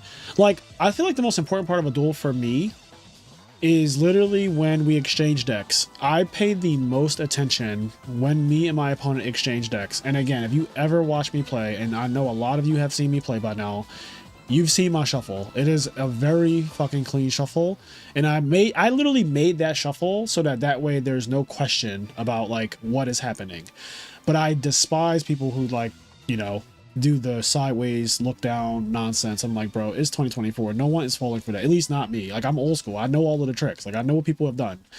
So you should definitely watch out for that stuff though. It definitely happens. You should definitely watch out for it. And you're allowed to like re-randomize your deck and make them cut. Like if they're blatantly trying to cheat you, if they just feel like they cannot shuffle without looking down at your deck, call a judge.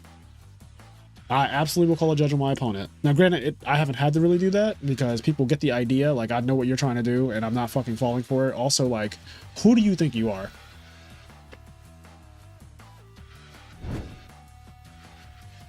Hey, Frazier, I've been a viewer subscriber for a while now. Stubbed across your content trying to get into Edison. Your videos have been super insightful. Congrats on your win. Thank you so much, Common Collector. Yeah, there's a lot of videos now, man. Like, I remember when we first started. And now there's like hundreds upon hundreds of Edison videos on the channel. And there's Tengu videos too. How did Ronak and OG both get down paired? I don't think they both got down paired. I think people slack on that card hard. Never mind, I'm dumb. OG lost round 1, correct. Hey, IMNerd, I saw you at YCS Indy, but didn't get to play you. Now that I see you are obsessed with Final Fantasy 7, you completely missed this shirt I was wearing. I had a Cloud shirt. Yeah, I don't recall. Well, I don't know who you are by your name, Freebo Monkey. So like, and if we didn't get to play each other, then I really don't know who you are. So you'd have to tell me like, you know, some descriptor of yourself. I don't remember anybody with a Final Fantasy shirt though. My voice is going, by the way. Serial yapper. I'm definitely a serial yapper, Devin. Did you get a good nap in since your deck profile? No. So today, after I recorded my deck profile, I had to edit the deck profile. Then after I edited the deck profile, I had to create a thumbnail for the deck profile. Then after I did that, I had to do a podcast with me, Kenny, and Sizzle. That podcast was 3 hours. Then after that, I had to heat up a slice of pizza, start the live stream, get the tournament set up, collect the money, put that all together, and now I'm here. So there was never a time where I got to take a nap. Like literally none. As Sizzle, as Sackphase, we podcasted for over 3 hours. What deck should I play in Edison? I'll be getting cooked with my Machina deck. I think Machina is actually good, Cam, but if you really want to play like the deck that I think is the best, Hero Frogs. If you want to play the deck that I think is genuinely the best in Edison format, to me, it's Hero Frogs. Especially because like you're really good, and I think that the deck favors you being really good. So I think that you will absolutely cook if you play Hero Frogs. That is my opinion on that situation. Hershey Bar says, GM, good morning. It is... Huh? This man is never going to sleep. Keep my wife's deck out your motherfucking... I know when I shuffle that way, I might accidentally see something, so I try to keep it face down. That works the same with poker.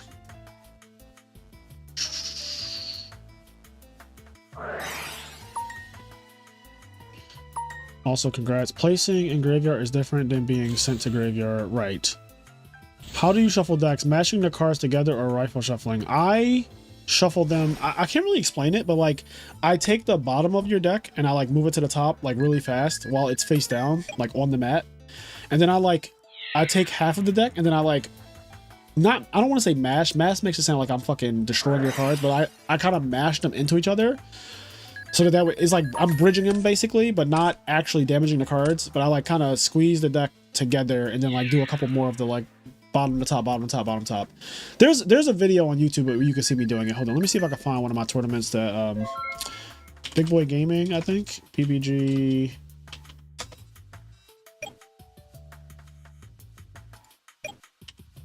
I got a feature match at Big Boy Gaming.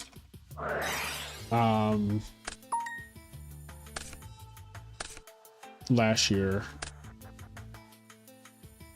And it was round 1. And I'm pretty sure that in this feature match, you will probably see me shuffling. Oh, this is perfect. Yo, look at this. Hold on. I'm about to show y'all. All right. I'm gonna disrupt this game for a second. All right, so look at this. All right, so you see how he shuffled? Look at how I shuffle. This is me. Do you see what I just did? I'm gonna show you this, guys, one more time. Look at how he shuffles. So look at Larry. Look at how this is a shuffle that I do not. Well, I think this is his deck. So I don't care that he shuffles his deck like this. But if somebody shuffle my deck like this, it's a fucking no. If you shuffle my deck the way he's shuffling it, where it's directly in front of his eyesight, like the chin to deck ratio is off. The chin to deck ratio is fucking off. It should be chin and deck should be here. The chin, this arrow right here, this is a no. But he's shuffling his own deck, so I don't actually care. You can do whatever you want to your own deck, because at the end of the day, I'm going to randomize it. But look at when he passes me his deck. Look at what I do. Did you see that? That's my shuffle. That is my signature shuffle.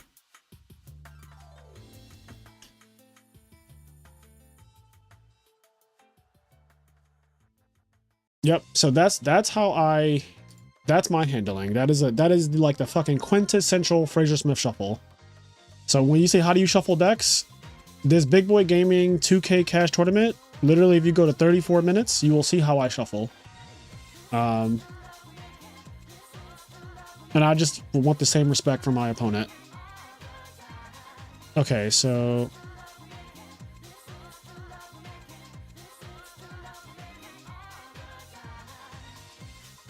you have inspired a wave of new testers. I'm not really sure.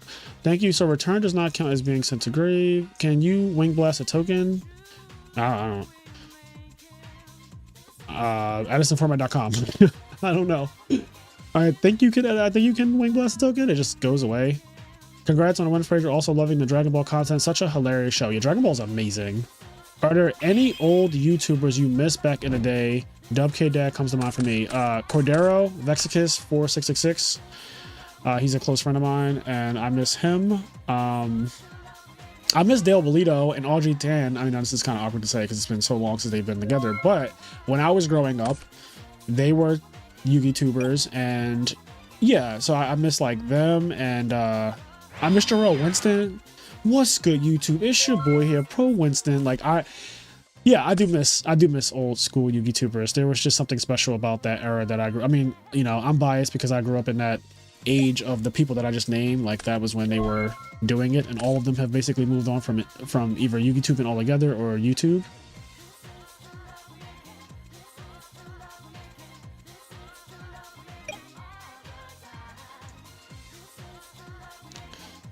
Congratulations again, Frazier. I'm gonna watch some One Piece and head to bed. I'll see y'all around later. See you later, Enraged.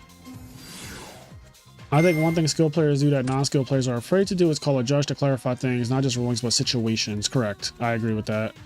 Congrats coming off of your win. That giant JD is insane. It was insane for the time that I had it. It was insane.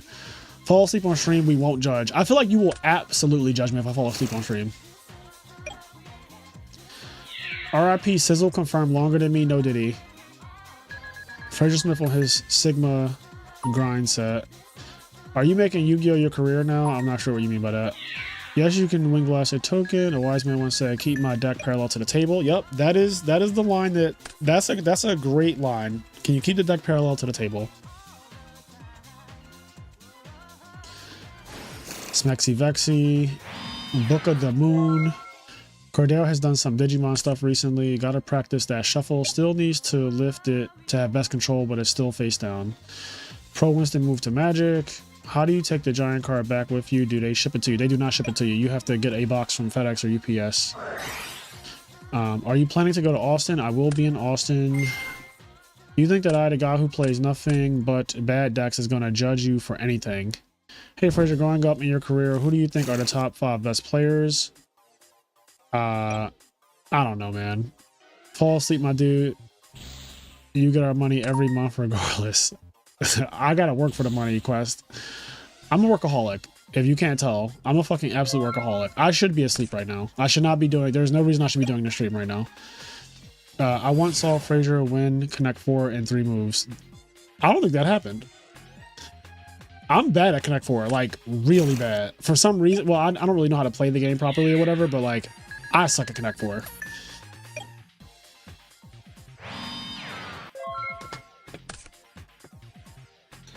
Like I am actually, okay, for as good as I am in Yu-Gi-Oh, I am so shit at Connect 4. It is scary how bad I am at that game.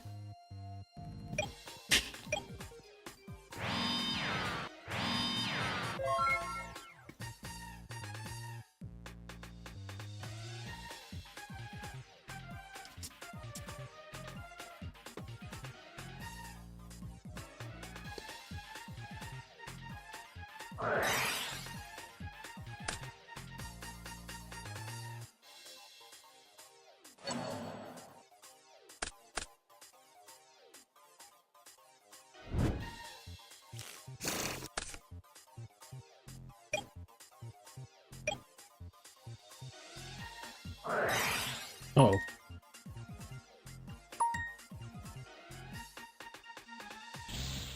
That's interesting. He popped the monster and not the back row. I can't wait to see how this turns out. Okay, let's see. I once played a guy at Locals for 500 in Connect 4. It was fun making him walk the half mile to the ATM to get me my money. That's crazy. Oven and Slate Aspire, do you have a board game or tabletop game you've enjoyed? Yes, DC Deck Building is my favorite tabletop game. Have you ever heard of Tabletop Simulator?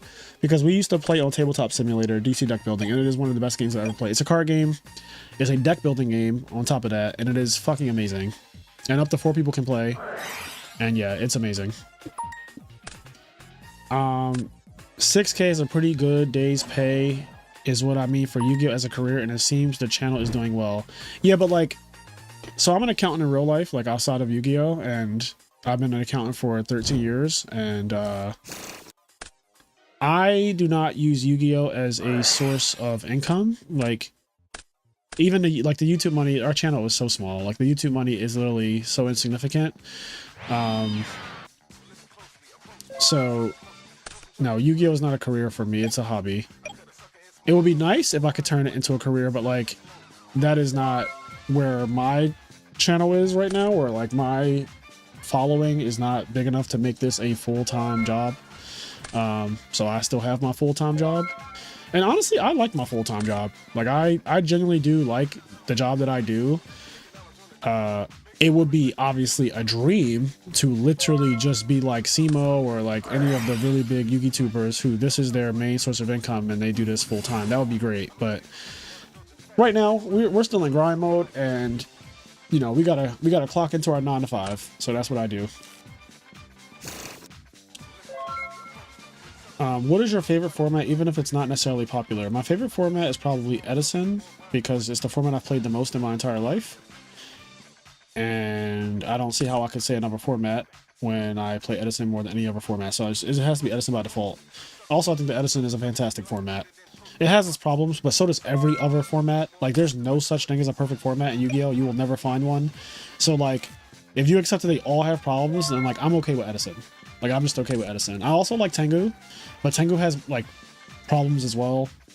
And you just trade problems for problems. You trade, like, these are the problems with Edison, and you trade them for other problems.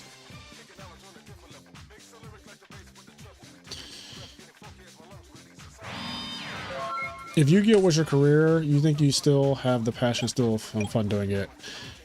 I don't know what you like when you say if Yu-Gi-Oh was your career. Do you mean content creation for Yu-Gi-Oh? Because I feel like those are two different separate things. Like, if I'm a content creator full time and that's my career, I love content creating right now. Like, I absolutely love it. And I think that if it was my full-time job, I would love it even more, because I would have the freedom to do more with my content creation. Like, the things that I wish that I could do, but I just don't have the time to put in all the effort. Like, I love content creating, so for me, like, I would still have fun even if it was my like actual job.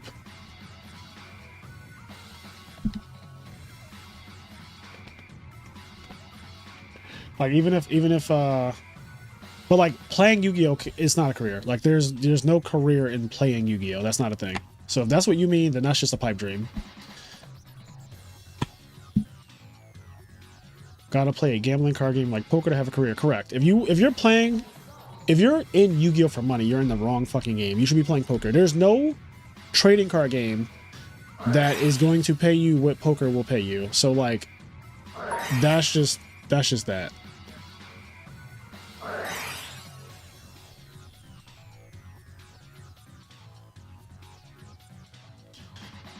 What do you think is a problem with Edison? I mean, we can start with Trap Dust Shoot. Edison has obvious problems, right? Like Trap Dust Shoot, Future Fusion is problematic. Just to name a few.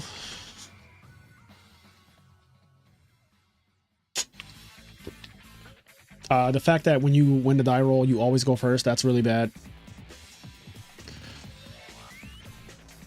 Like, there's no decision making when the die roll is... Like, when you win a die roll, there's no decision making, right? Like, there's none. There's no thought in Edison format at all if you win a die roll. You literally go first every time. There's no incentive to ever go second in Edison format. So that is a problem.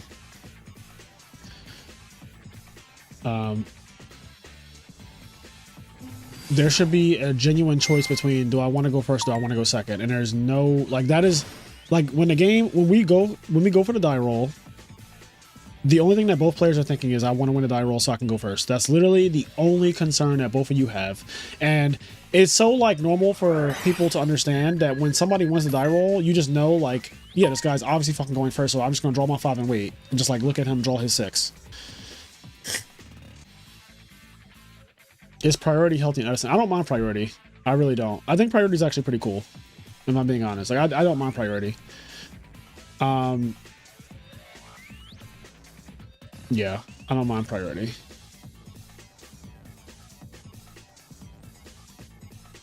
Yeah, you would get tons of money from coaching, but it would be time consuming. Yeah, coaching is just a lot of, like you said, it's time consuming. It's more of like manual. Like, I would have to physically be there talking to a person one-on-one like all the time. Yeah, I couldn't imagine that.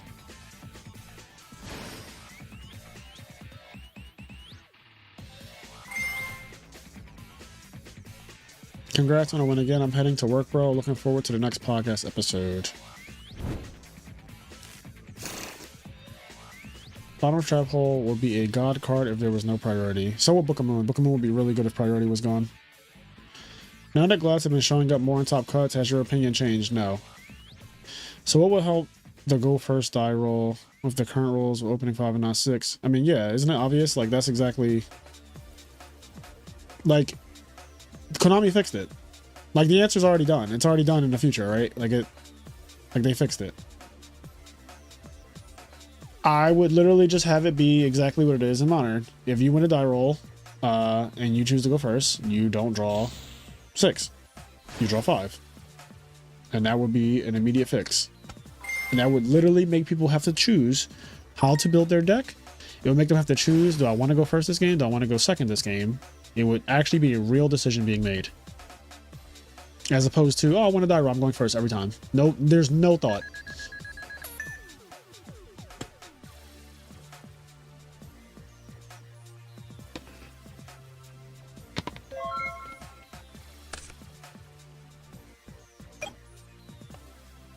Been playing Edison for 3 years and haven't looked back. Yeah, I've been playing for at least 2 years, and I haven't looked back. Every time somebody tries to talk to me about modern stuff too, like when I was at the YCS, people would try to tell me like how their round went, and I just have to like cut them off and be like, I have no idea what you're talking about. Like you're just talking about Poplar and like some fucking spooky dogwood shit. I don't know what any of that means, bro. I have no idea what you're saying. You were speaking a different language. You were literally speaking like Mandarin right now.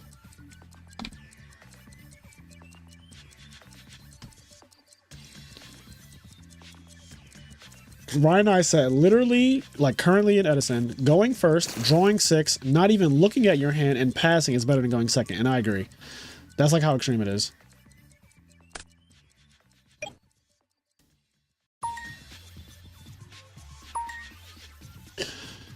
Also, Hydro, that is so, yeah. I lose interest in match stories after the first minute. I'm gonna be honest with you, when people start telling me about, one of my pet peeves is people telling me like, so you guess what happened to me last round? and they start just like talking to you about their loss or whatever, I'm like, I zone out. I go on my phone. I just completely zone out. Like, that is, you want to talk about like paint drying? No, I promise you, like, no one really cares how you lost last round unless they ask you. If the person did not ask you how you lost, I guarantee you they don't give a fuck about how you lost. That shit is like in one ear out the other. Like, I might, if I like you, I might like entertain it for a minute where I shake my head, but I'm not listening. I'm just like shaking my head, and then eventually I'll pull out my phone and I'm just like, oh, okay. Wow, he had that too. That's crazy. That's insane. Yeah, no, that's very, yeah, no, you got super unlucky. Yeah, no, I agree. That's really, yeah, no, would you, oh yeah, yep. All right, well, I'm gonna get out of here. So, you know, that's me. That's literally me. My brain can't like hold the information of your loss because I just don't care. One of the funniest things is, this is so funny. Towards the end of my modern career, like when I used to play back in 2016, I remember, because I was so like jaded by people who want to tell you about their losses and shit, or like their record. So when people walk up to me and they'd be like, "Hey Frazier, what's your record?" And I'd be like, "I'm 4-0." And there'll be this awkward like pause where they'd be waiting for me to say like, "What's your record?" But I don't do that. I just walk away. And they're just standing there. Because I don't care. I don't care. So yeah, that's kind of like a thing that I have gotten so used to doing. Like, if I don't want the information, I won't ask for it. And if you volunteer the information, I just kind of like also don't. Like, it just straight in and out.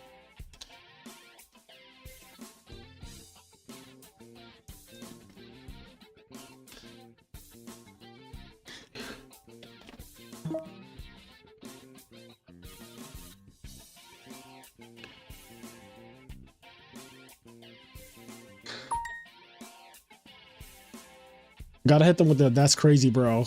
Need a shirt with the Garen status on it. Before you begin, I don't care how your round went. Yeah, that is literally like, I wonder how many hours you spent on Yu-Gi-Oh your entire life. Us who grew up on Yu-Gi-Oh will always find a way to play again.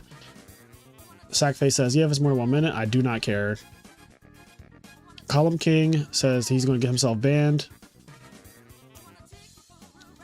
Feng Shui, I can't even hold the information of my own wins and losses unless something absolutely ridiculous happened. I forget everything the moment my match is over. See, I'm the opposite. I do remember my matches pretty well. But like, other people's matches just do not matter. Like, yeah, they just don't. The worst is when I'm doing something else and concentrating, like I'm watching someone else play, and that's what I want to be focusing on. That's when it's the worst.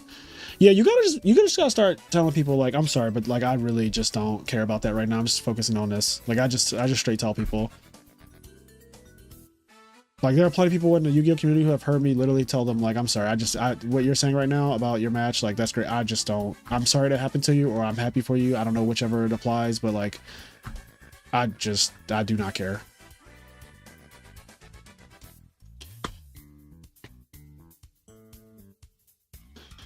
Now, if I walk up to you and I say, what's your record? Which, good luck with that. Like, you're better off fucking citing a unicorn than hearing me say those words. But if I genuinely do walk up to you and say, like, what's your record? Then obviously I want to talk about it. But 99 times out of 100, I'm just like, I do not want to talk about how your last round went.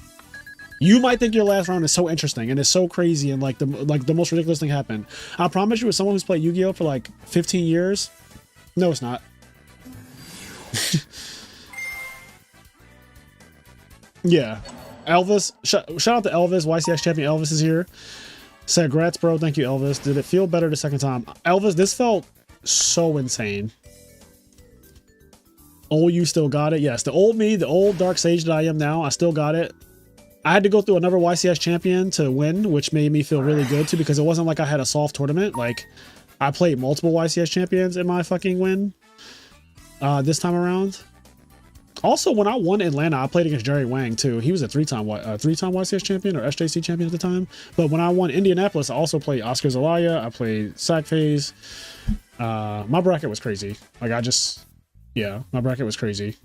I played the Edison world champion, Dimitri, in top 4. I played the guy who got second last year and top 8. But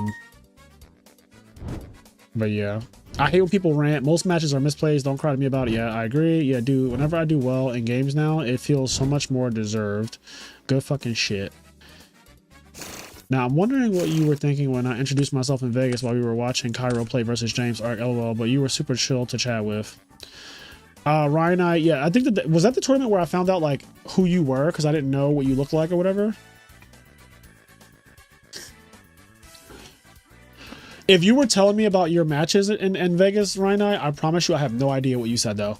Like 100%. If you spoke anything about what happened to you during your experience at Vegas, that shit literally was like, damn, that's crazy. Like that's like, I have no idea.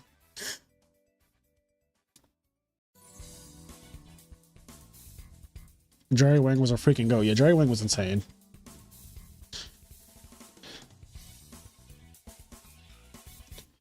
I love the honesty. Jerry Wang was crazy back in the day. One of the few players who knew just how to play Yu-Gi-Oh before Hoban.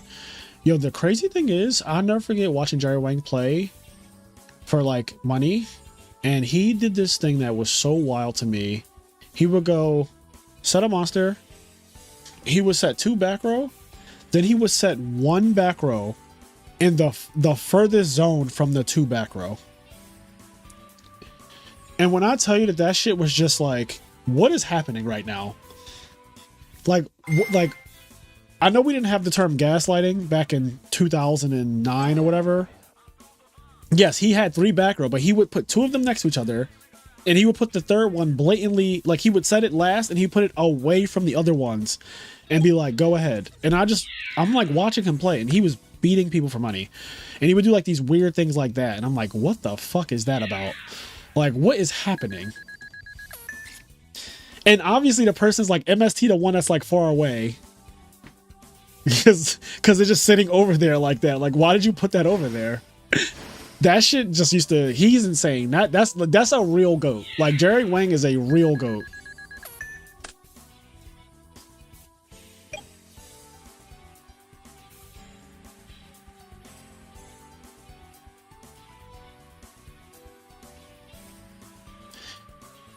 Like, I never forgot that. I saw that when I was a teenager, and I never ever forgot Jerry Wang doing that. I was like, I don't know what he's doing with that, but like, I'm so intrigued by it.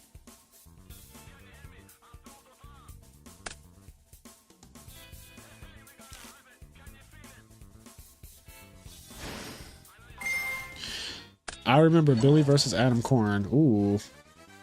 Adam stacked himself, but Billy just like cut. And Adam bricked. That's hilarious. That is actually hilarious. Oh, Billy did the thing where like you just tap the deck. And Adam's like, no cut? It's like, no cut.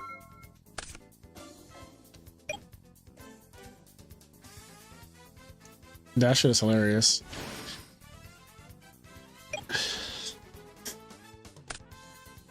Not him bricking because he stacked himself, hoping that you will cut away from the stack. That's crazy.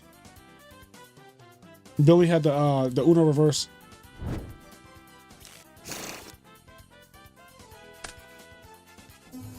In Modern, we're worried about zones.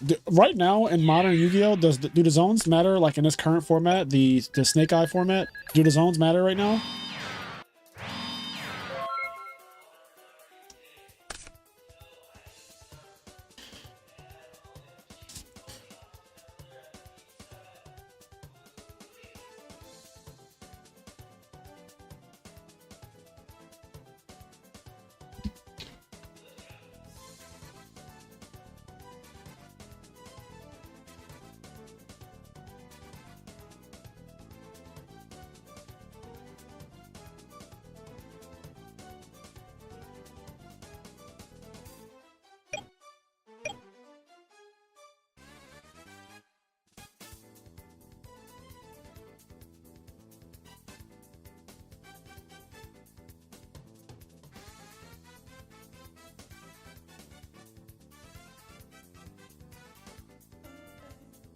Okay.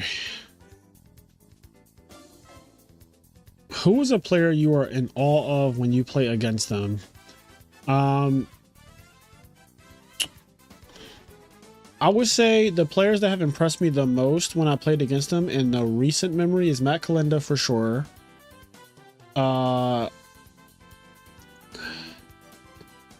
Dimitri, I just played him in top 4. Dimitri fucking cooked me so hard game 1 of our mirror match. It was so bad, bro. Like, I was so glad that shit was not streamed. It wasn't a feature match. It was nothing. That shit happened. It was between me and him and the people who were lined up on the side watching, because that game 1, I was like, oh god, I'm not gonna win this match, am I? So Dimitri was really good. Matt Kalinda was obviously really good. A true hero. Every time we play, even if it's for fun, like, I always feel very challenged by him. He's very fucking good, like very, very, very good. He knows exactly what the fuck he's doing. He knows exactly what, like, he's just solid player. Who else impresses me when I play them?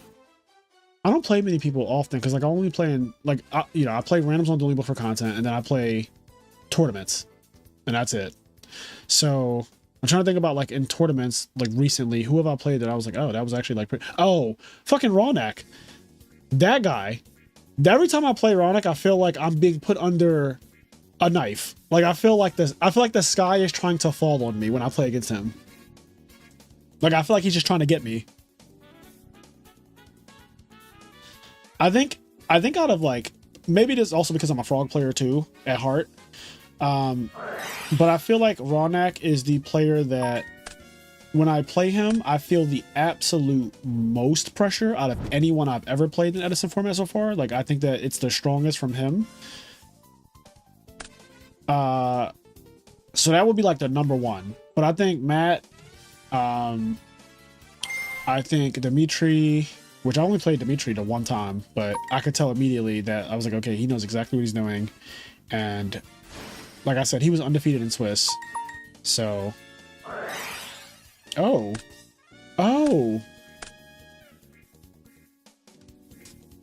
Is this? What game is this?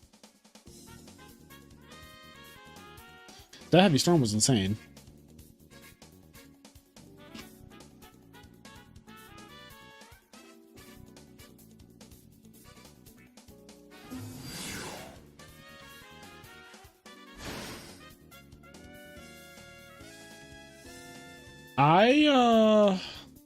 Huh.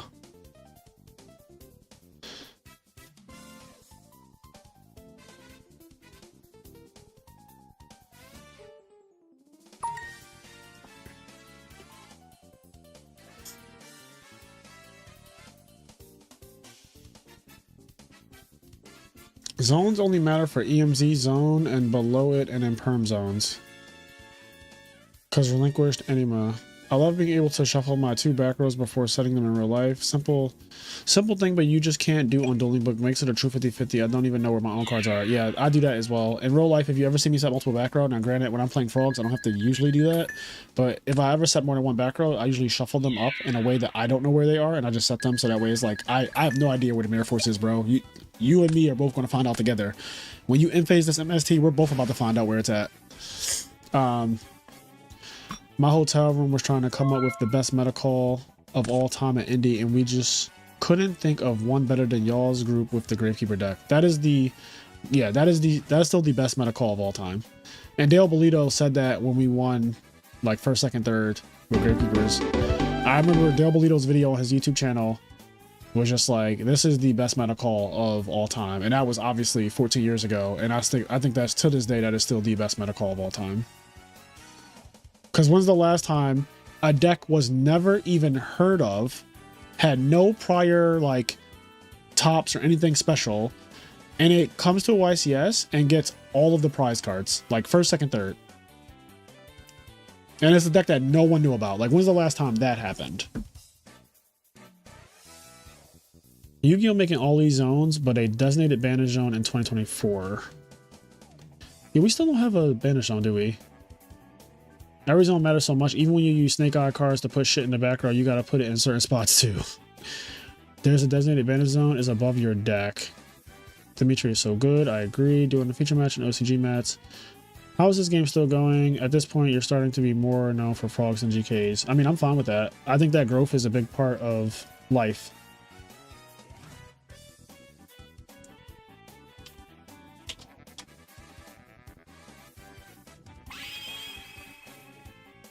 Okay, there's 18 minutes left in the round. Yeah.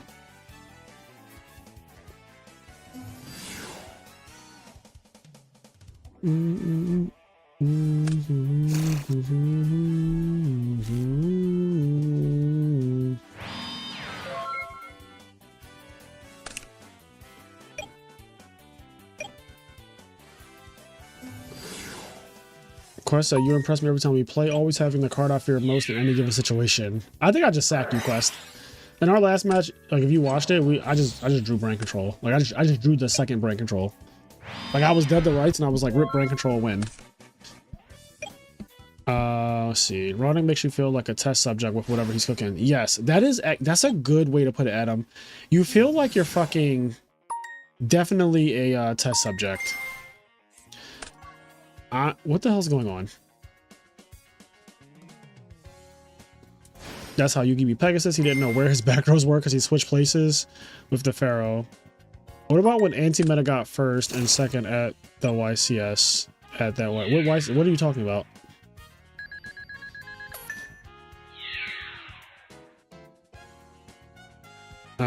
They'll be one of my goats when I shit fairies. Then you beat Jerry Wang and he's like, can I see your deck? Because he was so surprised. Yes. After I beat Jerry Wang at YCS Atlanta, he has to see my deck and then he said, I'm playing this now. And he also said congrats.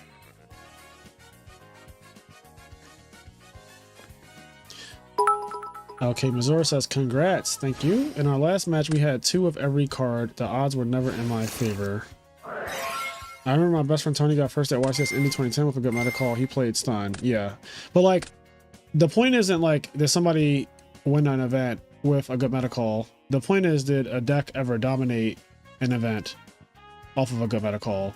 And no deck has ever dominated a deck like Gravekeepers has out of nowhere. You've never had a deck come out of absolutely left field and win first, second, third. That is just like unheard of. It also was undefeated in Swiss. Like Ronald Mack, the guy who got third place, he was undefeated in Swiss. So the deck like took all the prize cards, undefeated in Swiss, came out of left field, like it's like, what is this?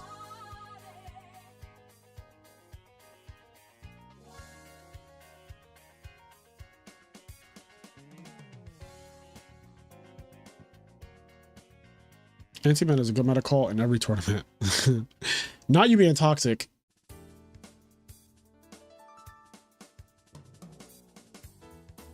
I lost in top 8 at that YCS the Frogs. I lost to Tony round 2 of YCS Indy 2010 when he won, and I thought that I lost to like a suicide bomber deck. I was like, that guy's gonna go X and 4, and he literally showed up just to ruin my day. I was super sour about it, and then he ended up winning the whole event. And I was like, holy shit, that's the guy I lost to round 2. I was like gagged. And now I love the guy. I talked to him a lot actually at Indianapolis this past weekend.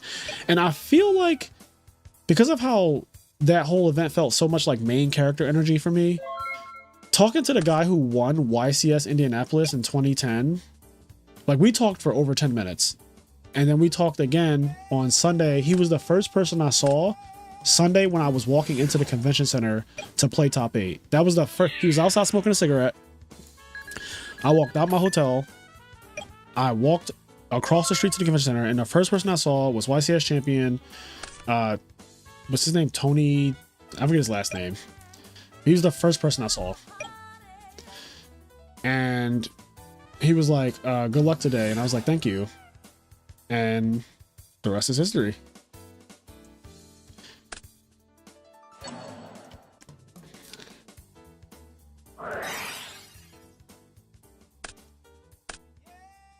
The same deck getting first, second, third without being tier 0 is insane, to be honest. Yeah, that shit is like, now it's like impossible for it to happen now because the internet, right? The internet, Yugi Tube was not what it is today. Like today, you guys know about the combos that are coming out in the next like 2 packs. Like people already know. When I was at Indianapolis, people kept talking about something is going to happen before Nationals. Like a pack is coming out for Nationals and it's going to be fucking crazy. And they were like, oh yeah, Nationals, like the next pack is just so insane. And everyone knows all these combos already. It wasn't like that back in the day. So like everything is just kind of like figured out. All right, Hero Frogs wins. Why do I feel like Chaos Hexer's playing my deck? Like I feel like he's trolling and he's just like played the card for card. All right, we're moving on to top 4 now. Well, not yet, but once this round is over.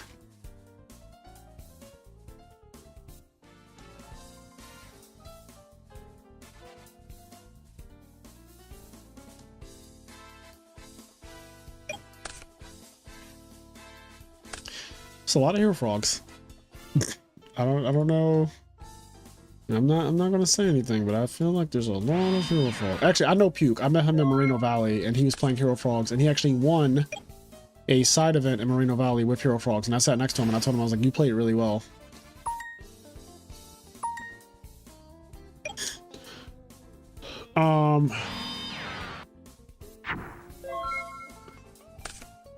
Wait, wasn't Anthony Mayer the one who won YCS with Antimatter? Yeah, I played him round 2 at that YCS that he won. Like, I was playing Frog FTK, and I played him round 2, and he beat me, and I was really pissed, and I thought he was playing a Suicide Bomber. I was like, this guy is going to go X and 4.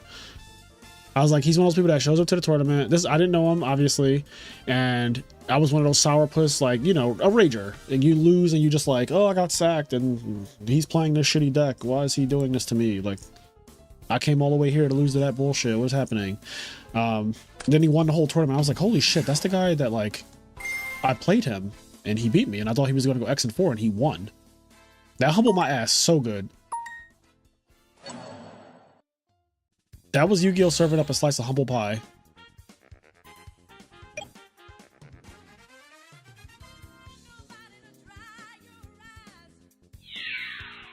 I was like, there is only one correct attack here. Yo, it's so funny how many people make the wrong choice when it comes to the battle phase against frogs. Like, the number of people who just completely attack in a row, I'm like, there's only one correct monster to attack. And obviously, Bizarre, he's good, so he you know, he knew. But it's so funny, like, how many people will be like, I want to kill the swap frog, and it's like, buddy, it can't die in battle. Oh, that's GG? Did he know he has a Kayash or something? All right. So I think that now there's one more match. Or no, yeah, this is actually there isn't one more match. I think that was the last one.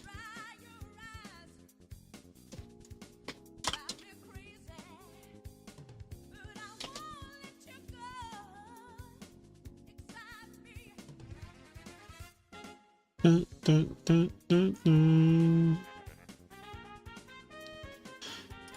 Okay, so we're about to get our top 4, and then they will play off for the $180 prize pool. All of them are getting paid. It just depends on, you know, who's getting what.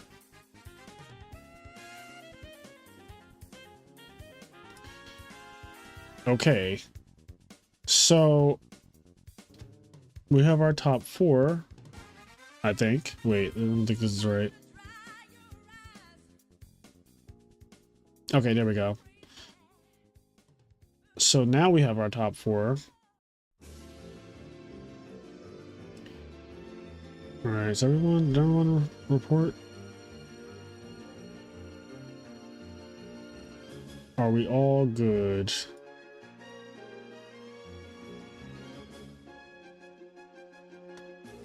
Let me do this the correct way. So I am going to grab, whoops, where's the bracket? I'm going to grab their deck list real quick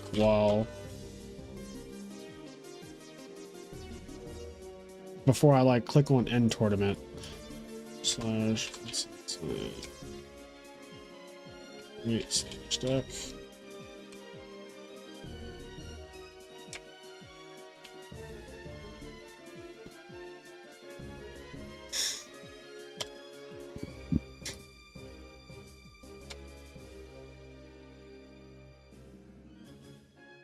And who's the other person? Shadow slash deck.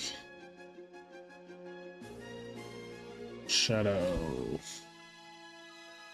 Okay, so I did that. Now I think I'm supposed to go slash end.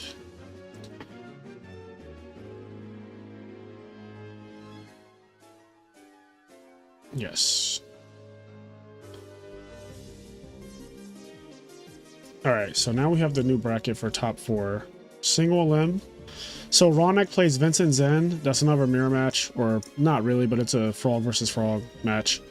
And then we have MVCK versus Shadow 23.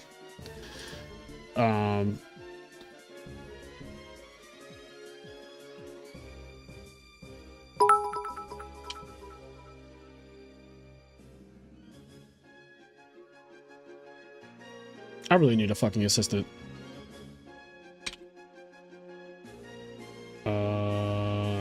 Yes. Here we go.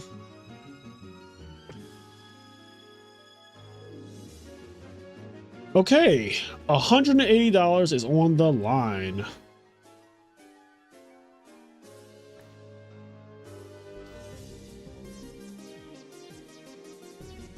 All right, I'm gonna watch Ronak's game.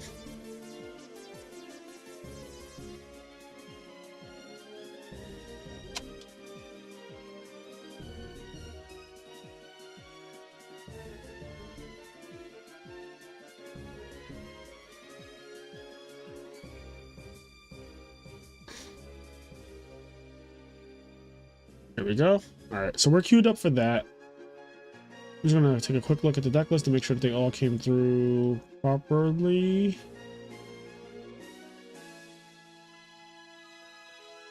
Yep, okay.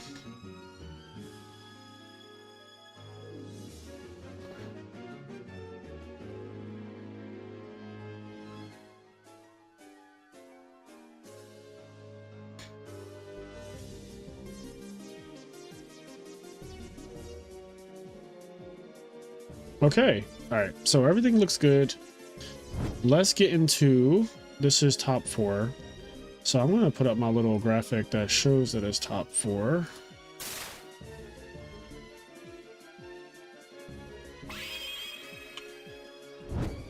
Maybe I should put semifinals. All right. Let's move this, let's make it visible. Oh, actually, I'll put this down here.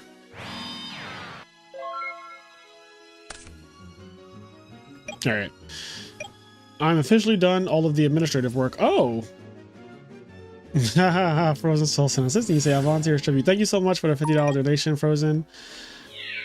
Whew. Okay. What did I miss?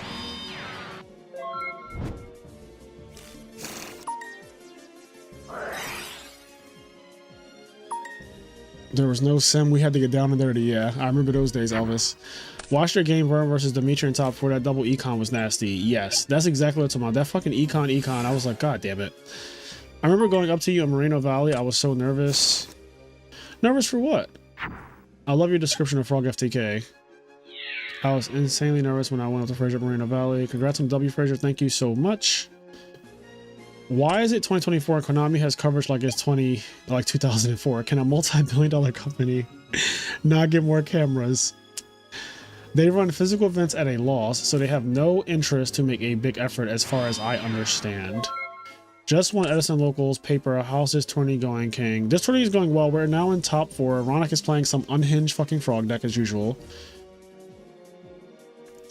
So that's where we are.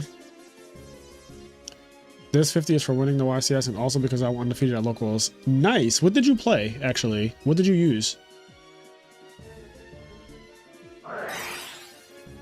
What did you go undefeated at locals with? Ronak probably on Burn Frogs if he's playing Zoma. So let's read this Zoma card because special summon this card in defense as an effect monster. 1800 attack. This card is also still a trap. If this card summoned by this destroy a battle, inflict damage to your opponent equal to the attack of the monster that destroyed it. Oh, this is like a ring of destruction. So what is this?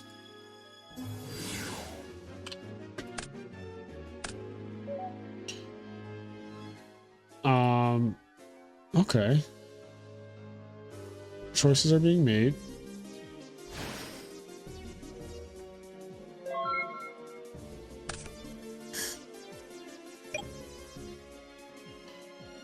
Roddick probably on Burn Frogs if he's playing Zoma.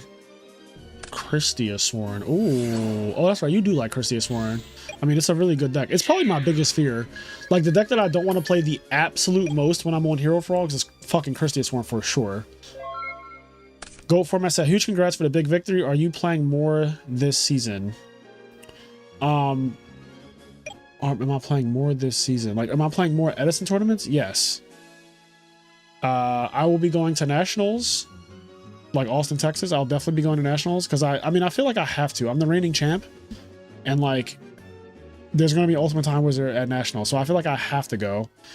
But I also want to go. Don't get me wrong. It's not like I wasn't going to go, you know, more than likely anyway. But I haven't missed an event, I don't think. Right? I went to Vegas, I went to Raleigh, and I went to Indianapolis. So yeah, I've been to all of the YCSs that are like domestic so far. I love traveling, and I didn't get to travel for like 2 years because of the pandemic. So now that it's back, now that the country's back open and things are kind of back to normal, I probably will just go to every event again. Also, now that I've won again, obviously I want to win again, right? Like, the hunger only gets worse. The hunger only gets worse. I just had such, like, my tournament run in Indianapolis for the win. When I look back on it, like, a lot of my rounds, I just felt like I was playing really well, and I determined the outcome of the duel by playing really well. And if at any point I like messed up, I could have easily just been out of the tournament completely from one decision that was just incorrect. And that made me feel really good because my last tournament in Raleigh with Dragon Turbo, my decisions did not really matter. Like, I don't know if I told the story. I'm sure I have because I talk too much. But like, round one, I played against a guy that I literally beat the night before in a tournament. I played against a guy that I beat the night before in a tournament, and our top 8 split. I made some money. That's Friday night before Raleigh. I played the same guy that I beat in that tournament in round 1 of the YCS Ultimate Time Wizard tournament. I card destruction him turn 1, and he drops Vayu, like Plague Spreader Zombie, draws a new hand, and on his first turn, he like Dark Arms me, Fossil Dyna, like Oppression, and I just lose. And that just felt gross because I had no control over like that. Like, that just felt like, okay, well, that was fucking stupid. So I lose round 1, and then I lose round 2, and I was like, all right, I'm not used to going O2 drop. Like, that's you know, it's hard for me to go O2 drop. So that didn't feel good. And then I play Hero Frogs the very next event, and I win. And not only do I win, but like, again, I just feel like I controlled every round so well. Like, I was in control of the games so much. Like, so much, bro. I controlled every game I played.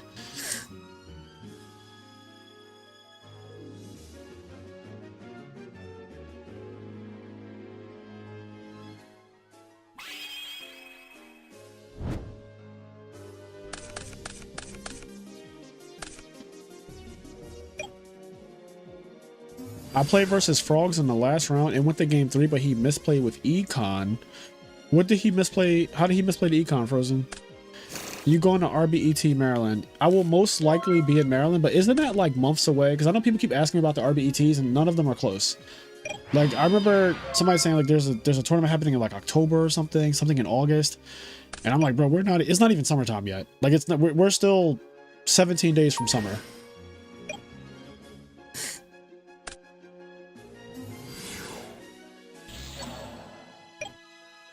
Do you feel pressure like you feel you have to win or top nats? No, I do not. I feel zero pressure whatsoever. I feel the opposite of pressure right now. I feel like because I just won, like, I'm obviously the guy to beat right now, but I also just feel like I'm just in a very happy state because how could I not be, right? Like, my prize for winning the Ultimate Time Wizard this past weekend is more than the main event was. Like, I got more than Paulo got, and he won the main event, and he played 11 rounds of Swiss, and 5 rounds of Top Cut. So he plays 16 rounds. So he played 5 more rounds than me.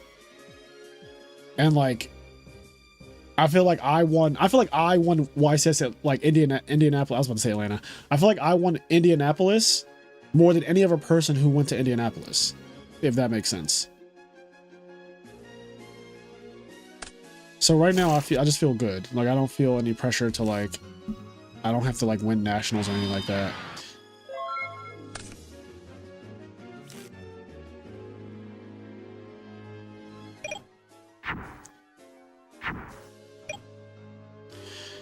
Beast, yeah, so the King Vegeta says like, I remember you said playing Dragon Turbo, you feel like you limit yourself as a player, which was 100% true. Basically I spent a month playing online tournaments and then unfortunately Raleigh to confirm my suspicions that like, I am nerfed playing Dragon Turbo, 100%. I'm fucking too good for Dragon Turbo. I don't know how else to say it without saying it, but like, there's no way that I should be playing Dragon Turbo. Like, it is a blatant nerf to me as a player to play that deck. And then Beast Beat said, I agree that more skilled players should stay away from decks like Dragon Turbo. Yeah, like RBET Maryland is in August, but apparently signups are filling up. I mean, if signups fill up before I sign up, that's fine. Like I'm not concerned. Do we know what the prize is for RBET Maryland? Does anyone know what the prize is? He had Vanity's face up and Econ in hand, but he didn't set it on his end phase. I'm beckoning for JD Honest, top deck into Lightsworn, normal Lightsworn, attack over Vanities with Honest, win the game. Oh, wow. None of the Hero Frog list play Upstarts. That's very interesting to me. I try to play it in any Frog list these days. Yeah, I play 41 cards. Like, I did the opposite of playing, 37 cards. I don't really think Upstart is the way for multiple reasons. One, Konami events are modern time rules. So a lot of you guys are used to just playing online dueling book simulator Yu-Gi-Oh, right? And like, you know, Upstart is fine because no one's timing you really, and you're allowed to take fucking 15 minutes a turn apparently, and like nothing goes wrong. But at a Konami event, you have 45 minutes, and when that clock goes to 0, they look at life points and they say, who's up? Oh, he's up? Yeah, sign a slip. And that's it. So all that 3 Upstart shit, unless you are the fastest player in the room and you can guarantee that your opponent is also the fastest player in the room, you better be so sure that you don't go on a time with triple Upstart in your deck. So that's like one, that's just like one of the things with Upstart. The other thing with Upstart is that I value a big deck. And what I mean by big deck is I like a deck that has a big ceiling. I like that it can do many different things. And it's not just trying to do the one thing, even though the one thing is really good, but I like that it can do many things. So like for me, I made it where my deck has the whole Future Fusion Dandy thing because that gives it a higher ceiling. It does more things. Also, another thing is that I like it to side deck because with a slightly bigger deck, side decking is so much easier for me. Whereas I feel like when Hero Frogs side deck, a lot of times it's extremely hard to take out cards that you need. Like, it's extremely hard to take out cards for the cards you need for the matchup sometimes. And, you know, me having a 41 card deck, it honestly, side decking for me was the easiest part of the tournament. Like there was never a problem when I was side decking.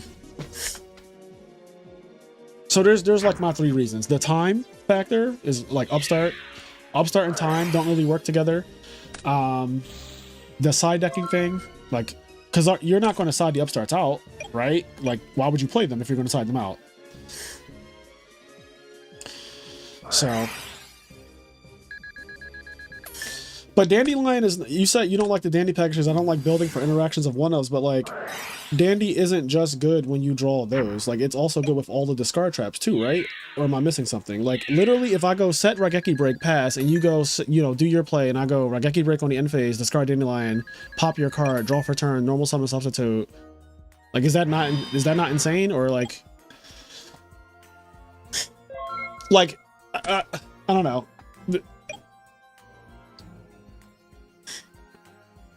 If Future Fusion literally makes Miracle Fusion live the fastest in the entire format, there's nothing that makes that card live immediately like Future Fusion. That card is... Future Fusion is broken.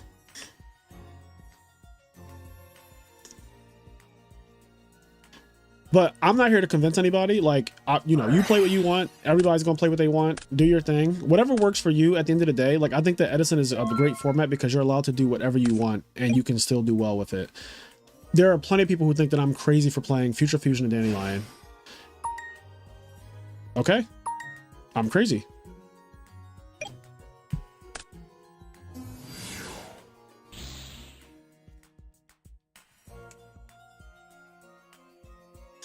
All right, that was very fast. Like, that was so fucking fast. All right, so we have another match. Let's see.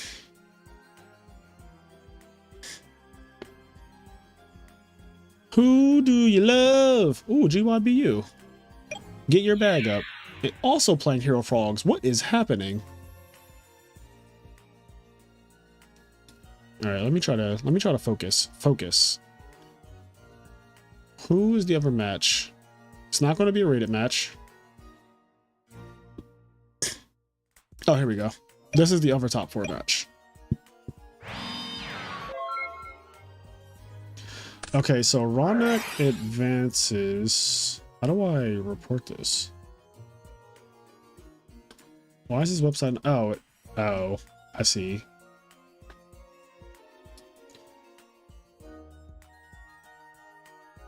So wait, do I have to /start? Like what?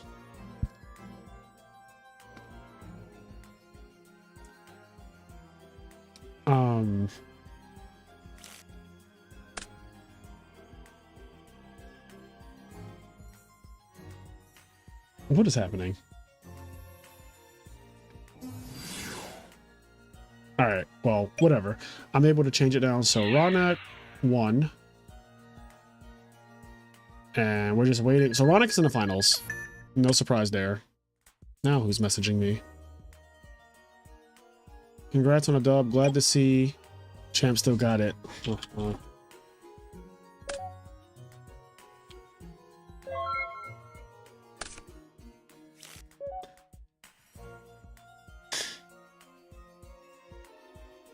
Oh God, I missed a lot.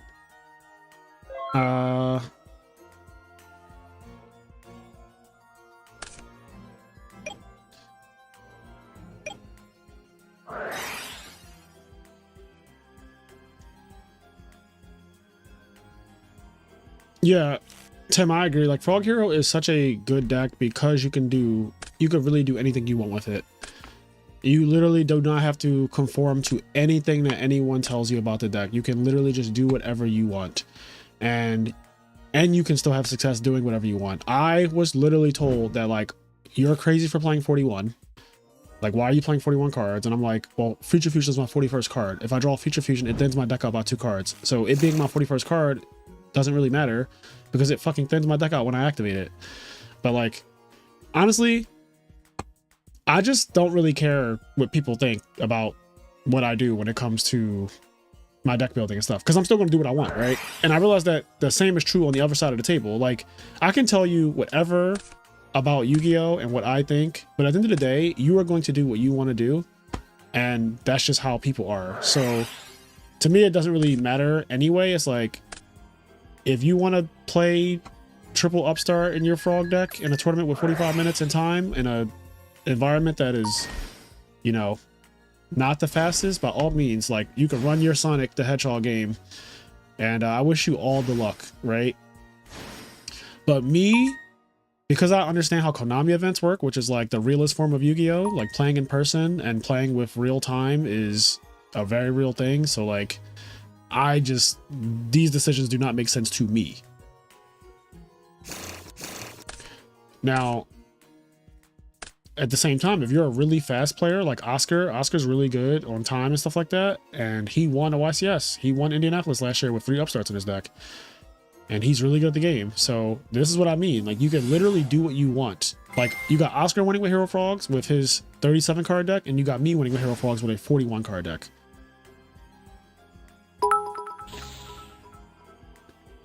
Edison format is the definition of you do not have to conform. All right, so Dragon Turbo. So we got Dragon Turbo versus Frogs in the finals.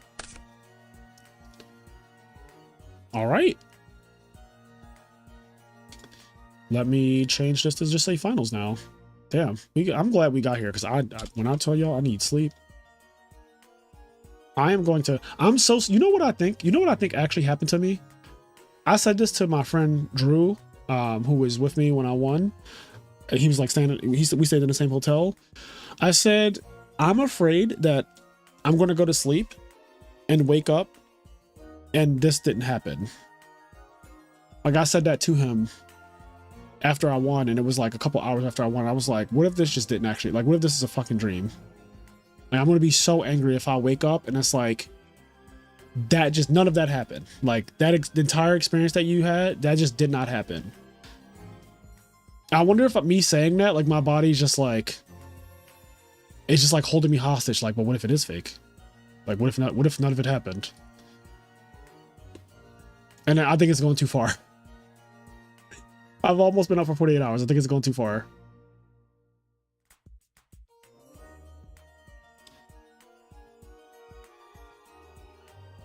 Why would you put any card if you're going to side it out? I kid. Well, I don't always side it out though. Like I side it out when it makes sense to side it out, and I side it in when it makes sense to side it back in. Like you play Dust Shoot and you side out Dust Shoot, I bet. And then you also put Dust Shoot back in when it makes sense. Like every card that you play is just, you know, there's no card above Critique. Technically Prism is one card that makes Miracle live. Yeah, but no, like that's ass. Like that's actually ass. Like if you go Prisma, send a card to the grave and then activate Miracle Fusion and fuse the Prisma on the field, that is ass. Like if you consider that to be one card that makes Miracle live, then me and you have a very different way of thinking about Yu-Gi-Oh.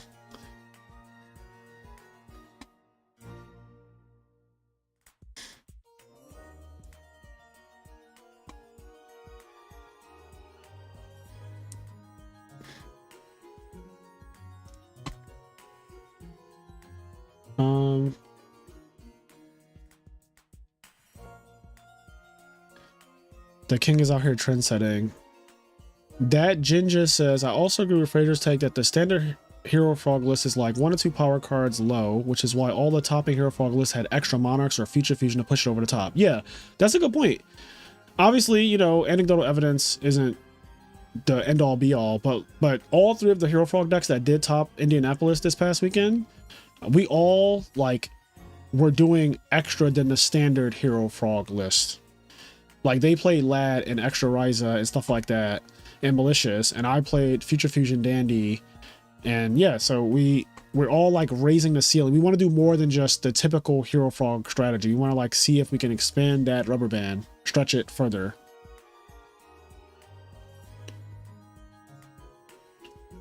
Is anyone actually paying attention to this tournament? I for sure am not. I'm just waiting for the finals to start.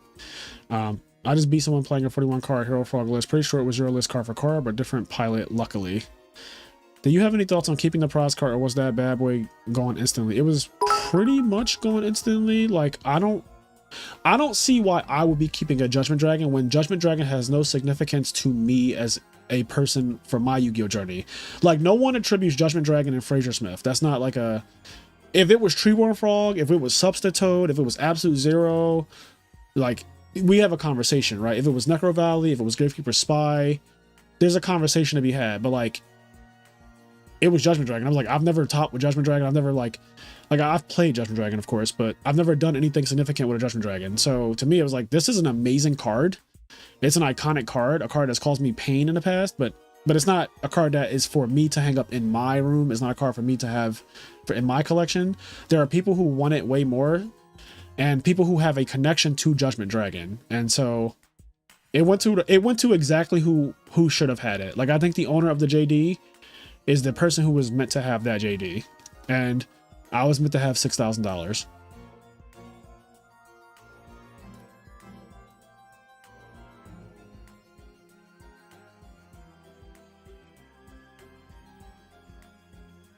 Is 41 cards bad? I'm not a big Edison guy. Fun fact, is 41 cards bad? So Billy Brake, when he won YCS Columbus and maybe even Toronto, I think Billy Brake played 41 cards. Let me double check. Billy Brake YCS Columbus. Let's see. Let's see if we can find Billy Brake's. All right, I'm gonna pull that up real quick. All right, YCS Columbus. Let's see. Billy Break. So here is a Pojo post. Billy Break's winning deck from YCS Columbus. 23 monsters, 13 spells. So that's 36 cards plus 5, 41. So Billy won with 41 right there. And I can go through about 100 more YCSs that were won with 41 cards. I don't think that 41 and 40 is really that different. Especially when my deck has an 80% chance to open Treeworm Frog and a 40% chance to open Stratos. Like, your one extra card in your deck is not going to be the reason that you lost a round. It's just... I understand people wanting to play 40, and it's fine to play 40, but like, telling somebody that playing 41 is wrong or bad is actually a meme. I'm not a big Edison guy, but the Duel Set of Roses music in the background is always a bop. Keep up the content. Much love, right way. Thank you so much, Blake. JD is super iconic. I think that bad boy will hold value. I agree. I think that the JD will absolutely hold value. I mean, I think all the giant cards, honestly, they've given out, none of them are going to depreciate. Plans have success playing over 40. Other decks can do as well for sure. I would have kept the giant JD because it's one of my favorite decks, so I had attachment. Exactly. And for me, JD just doesn't, I don't have an attachment to JD. So far, the only one that I would have considered keeping is Sizzles, the Dark Magician of Chaos, for obvious reasons. Like, that one I would have legit thought about keeping.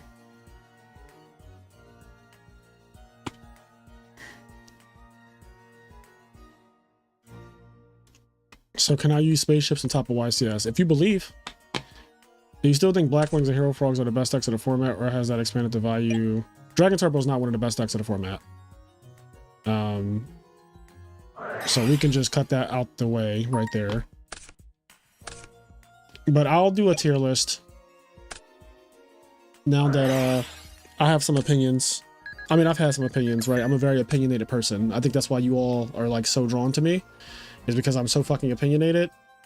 And you know, polarizing personalities like mine tend to be entertaining. But I will do a tier list explaining my thoughts on like where I've ranked the decks now, because 2024 has definitely changed my mind on a lot of decks. So some will be placed higher, some will be placed lower. But I was actually waiting for this exact point where we got to like a halfway through the year to do a tier list video. So this is a good time for me to put out, you know, that content is coming. And I know people want to hear, because I've been getting a lot of questions about what do you think about this? What do you think about that? So I will put all of that into a very long, entertaining tier list video for you all. Anyone who cares to hear my thoughts on literally every relevant deck in Edison format. I will rank them. I will explain how I feel about them, especially the 2024 way I feel about them.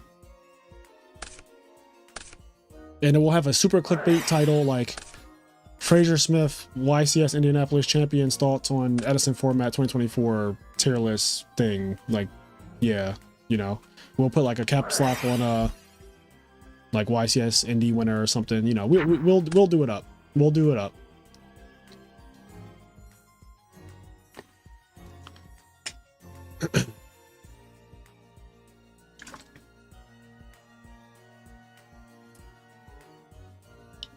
Let's see. In most situations, a generic monster will make my hand better. Then upstart seeing the next card. I need to see the video of you screaming when you won. Yeah, if they ever upload the feature match on the Konami website, I don't know if that'll be in it, but you did see, like, I popped off crazy.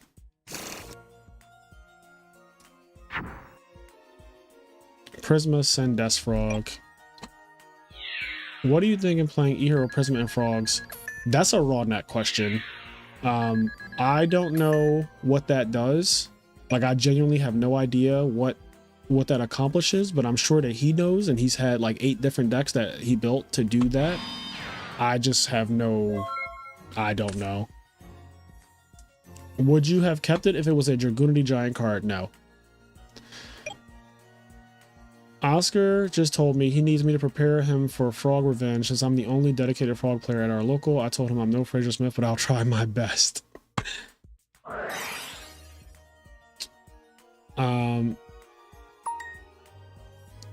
Where am I at? Why does the chat? I hate when the chat just like skips. It just like fucking skips away. Okay, here we are. That Ginger said I was meant to have 6,000. You were quoting me there. 41 cards isn't a big deal. Yeah, 41 cards. Like people get so hung up on like the number of cards in the deck, and I'm like, bro, it's really not that deep. Like I promise you, me adding this one card, this one feature fusion is really not that deep. Did you sell the JD at the venue, and how long did it take to sell? As much as I love JD, I can't spend 6K on a card when I can get a big blow up poster for like 30 LOL, but that's just me with my 2K Lightsworn deck. Yeah, I mean, I personally like would not buy a giant card for really any amount because like giant cards just don't do anything for me. Like there are ones that I like, but in terms of me paying what they're worth, because I believe in paying people what they're worth, right? Like I'm a firm believer in that, and I say this much. I say as much on my podcast all the time. You know, I think that things that are valuable, if somebody's willing to pay for it, then that's what it's worth. I don't get mad at people like paying $100 for bonfires, or whatever, because if that's what people are paying for, then that's what it's worth. So if somebody wants to pay $6,000 or $5,000 or $4,000 or whatever for these giant cards, then by all means, let them do that with their money. Let them enjoy their purchase with their money. That's just not what I would do. I like clothes. You guys know I like fucking clothes. Like that is my thing. I love clothes. So I spend my money a lot of times on amazing food, amazing experiences. Like I saw Adele at her residency in Vegas. I ate at all the best restaurants in Vegas. Shout out to Simo for giving me a lot of good recommendations on places to eat in Vegas. I like to do stuff like that. I went to Japan last year for 2 weeks. That was a trip that was over $5,000. So like I spend money on traveling, on experiences, on clothing, on food, on like gadgets and stuff like that. Like I have every kind of gadget that I want, like everything that is like technology based that I like, I have it. And so that's like what I spend my money on. Some people are car people. They love spending their money on cars. I don't really care for cars. That's not really my thing. It doesn't speak to me.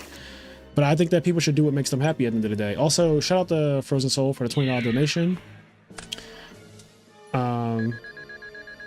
But yeah, the IRS has entered the chat. Hello, IRS. Dragon Turbo is better the less people talk about it. I agree. Where will you rank Dragon Turbo?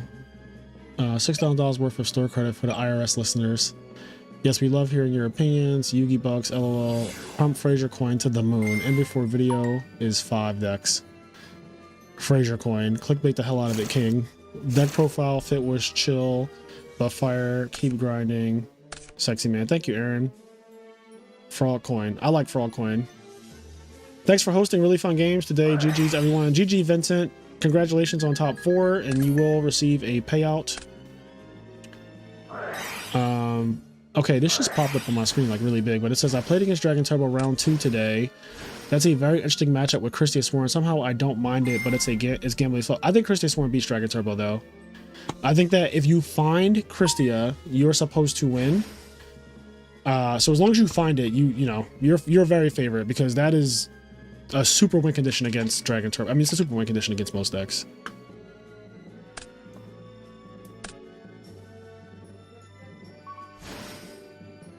But you could also get like Quackimiro Dragoed out the game, right? So that could just happen to you, and then you're just sick.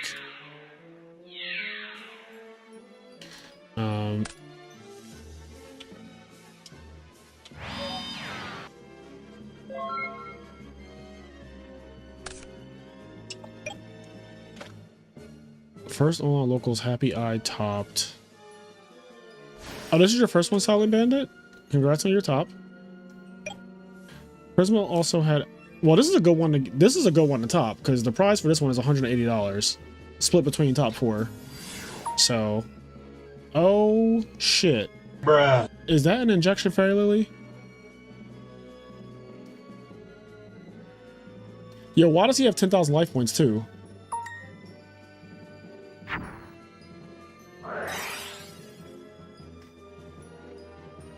Oh shit. Yo.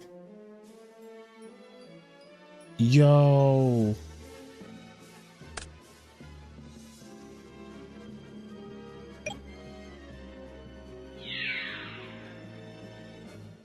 $21. Can you do something for me? Do your thing, 21. Yo, do your thing, 21. Do your thing. Ronak is, I'm telling you, when you play against him, you actually feel like he's trying to murder you. Like, he's so good at just pressuring you in the most weird, obscure ways, and it just works. You're like, how is this working?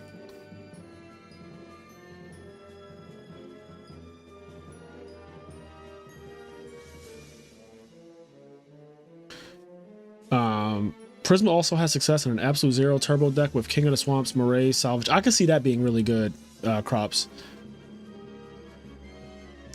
Congrats, homie, on winning the YCS. Thank you, Billy Jiroji. He be tricking too. He bought me a Tesla. Why are you telling my secrets, Veda? It ain't tricking if you got it. It ain't tricking if you got it. You gotta have some of the best barbecue you've ever had when you come to Nats. I am guaranteed getting barbecue when I come to Nats. In fact, I'm salivating right now thinking about the barbecue at Nationals because I know that shit's gonna be insane. Sad I had to work today, been itching to play one of these. Are you subscribed to the Patreon? Are you in our Discord server, MQU48?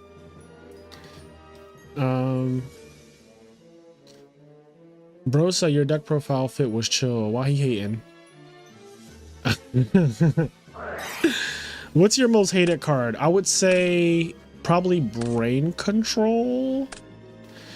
Let me think. What is my most hated card in Edison? Because, like, I hate Dust Shoot, I hate Future Fusion, and I hate Brain Control. So I'm trying to think about, like, which one I hate the most. So, fun fact, I got Trap Dust Shoot obviously a couple times throughout Indianapolis. And when I got Trap Dust Shoot, I would show them my hand, and my hand would be fucking cracked so bad that they just see that they lose instead of seeing that they win. Like, every time I got Trap Dust Shoot, I remember I got Trap Dust Shoot in round 8, and my hand was so insane. This is the bubble, by the way. This is like, whoever wins this tops.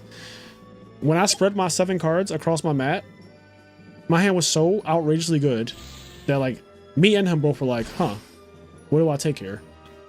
And I was like, I don't think it matters.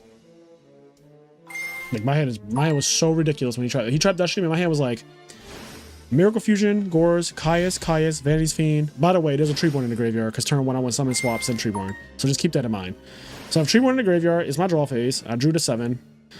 And it's like Gores, Miracle Fusion, Caius, Vanity's Fiend, Swap Frog.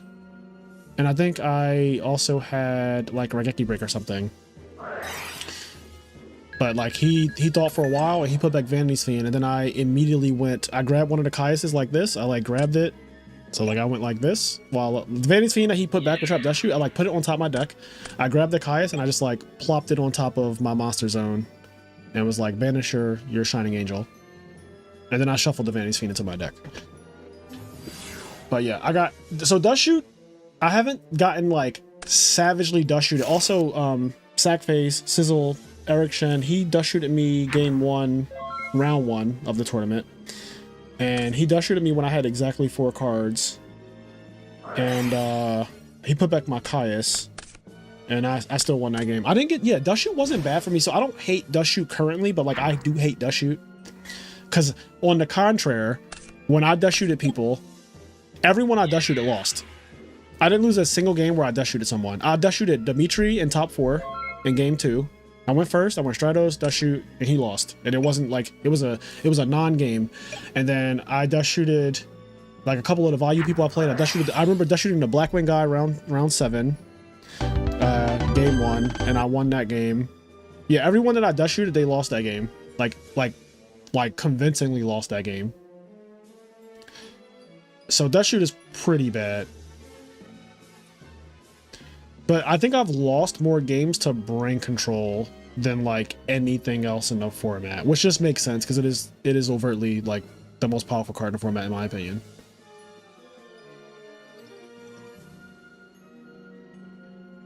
So Ronak just won with Injection Fire Lily, and you all had to witness that. How do I get in the tourney next time? You have to join our Patreon to get into the Discord server. So that's step 1. So check the description of this video. We have over 100 people on our Patreon. I think we have like 120 people on our Patreon. So check the Patreon out. IMNerd podcast Patreon. There's a link in the description of every video on the channel. There's also a link in the description of this video itself, this live stream. But yeah, do that. So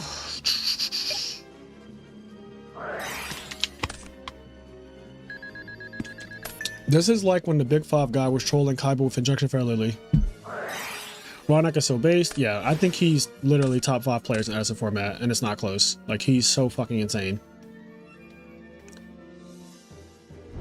I can't be mad at losing to Ronak twice, the frog progenitor.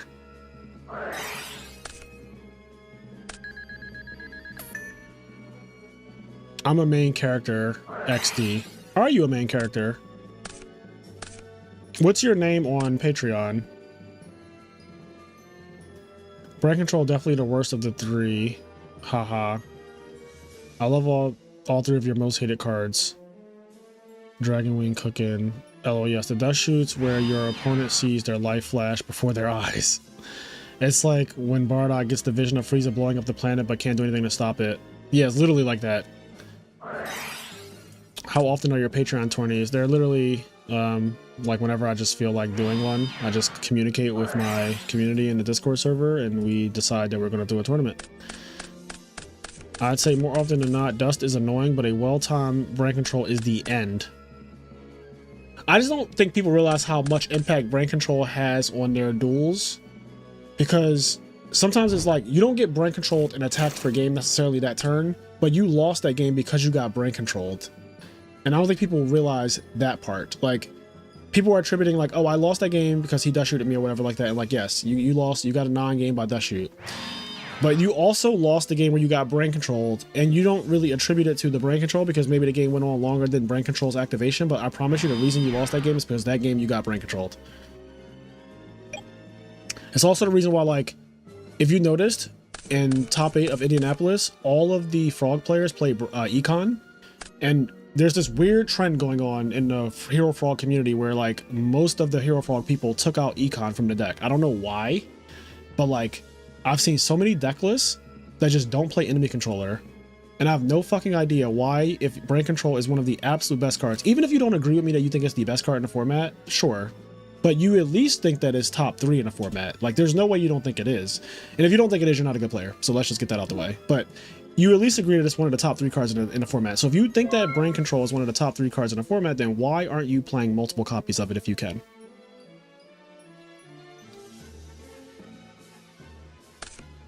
And then all the Hero Frog players are playing it, and they're like, I don't get it. Like, Dimitri played 2. The guy who got 8th place, I think he also played 2. I played 1. Like, I would definitely play a second one.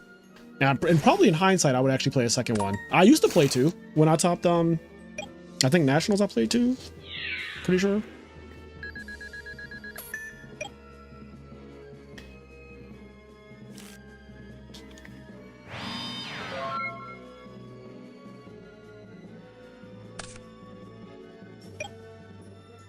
I like how Upstart and Hero Frog makes the deck as dust shoot proof as possible, but you bring up a good point with Konami time rules.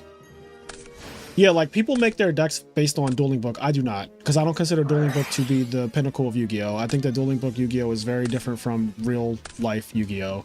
So like, if you build your deck with Upstart Goblins and you play a lot of Dueling Book, then by all means, like, do that, you know?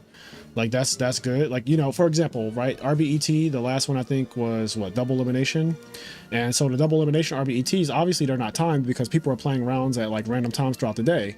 And your round could be an hour and a half, which I watched 10-foot versus Big James, the last RBET, because they were playing, and like, it was like before top 8, 10-foot and Big James were playing each other. And I believe it was a frog mirror match.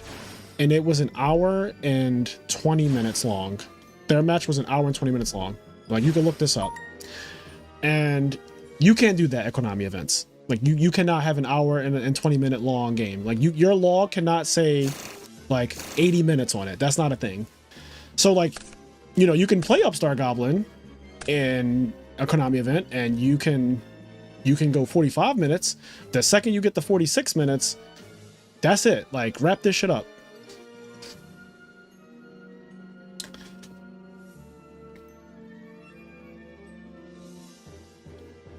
Um,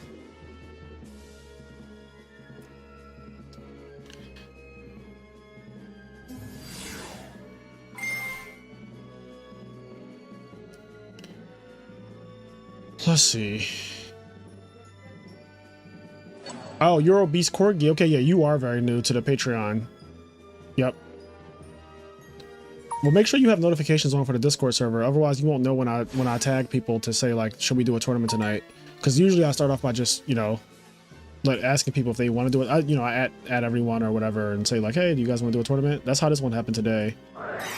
I just kind of asked people, did they want to do one?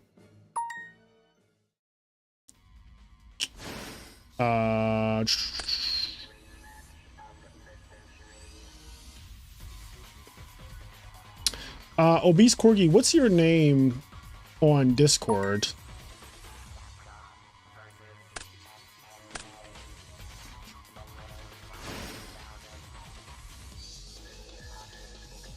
Because I have to add roles to people as well.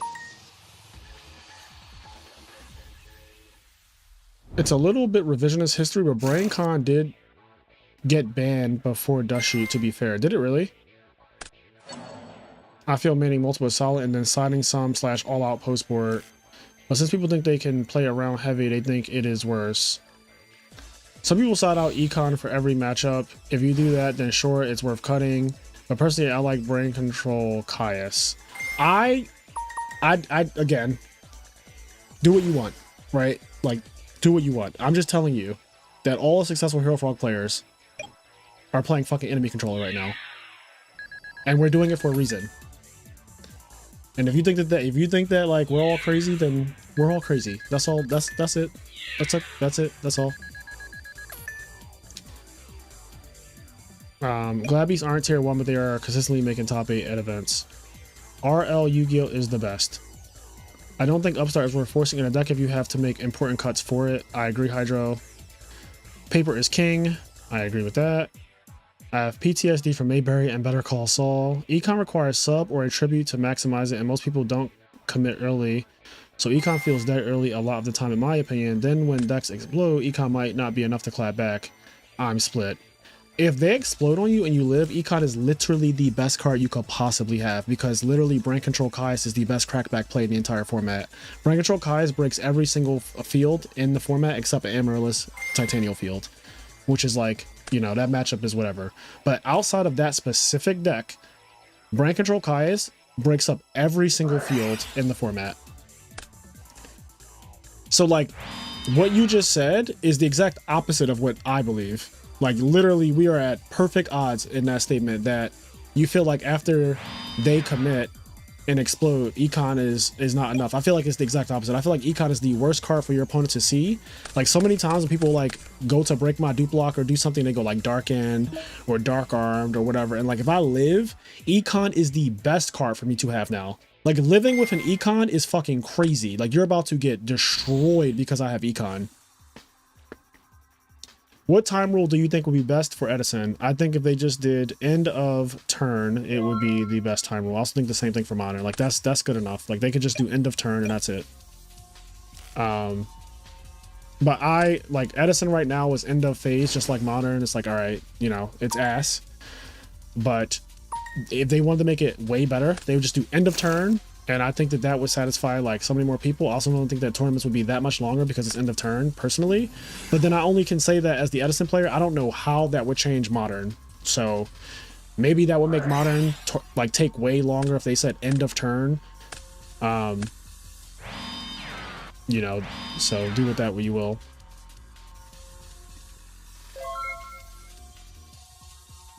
Econ literally cooked me the Ultimate Time Wizard. What's your opinion of Glads now? My opinion of Glads is the same as it's always been. So if you watch any of my old videos where I talk about Glabbies, it's the exact same. To clarify, I am agreeing with you. I'm an Econ addict. Throw rocks for the next win, 100. Well, Arcus / Honest, but yes, just those two. Man, I love seeing Dragon Turbo win. Such fun deck. Not the end phase Crow to play. Oh, so not such fun deck to play against. I see this is broken up. All right, so what's happening in this duel? Since I made it to the end of chat. What game is this? Is this game 2? This looks like one of those games that Dragon Turbo can't possibly lose. One of their auto win games. He has entirely too many cards.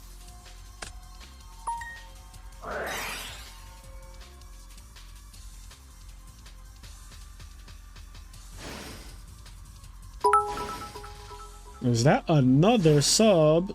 Henry McClinton, thank you for subbing. Let me check where our subs are now. We are at 3733. So yeah, we've gotten like probably 100 subs today. So thank you to everybody who subscribed to the YouTube channel. I really appreciate that.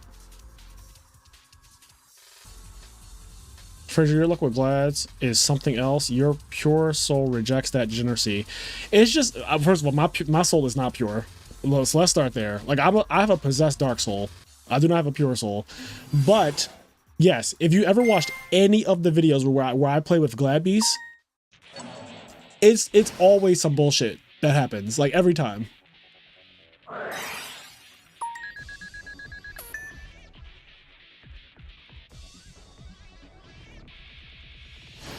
Another great season to run Econ. It's ulti now and it's beautiful. Yeah, Econ's ulti. It's also, so I packed one of those in the rarity collection too. I actually packed the 25th anniversary version of it, like the high rarity thing of Econ, and it looks crazy. And I actually consider, because I just play one Econ in my Hero Frog deck, I considered switching my ultimate to that, but then I realized most of my deck is ultimate, so like you can't fuck it up, right? You got to keep things ultimate. Also, shout out to Dallas Bailey for the Karma Cut ulti. Like, I didn't have an ulti Karma Cut, ulti first edition Karma Cut, and so he hooked it up with that, because the annoying part is that every time I change my Frog deck, like now I'm gonna need the max rarity of like whatever changes I make. So I played Karma Cut, and I was like, fuck. Well, now I need an ulti Karma Cut.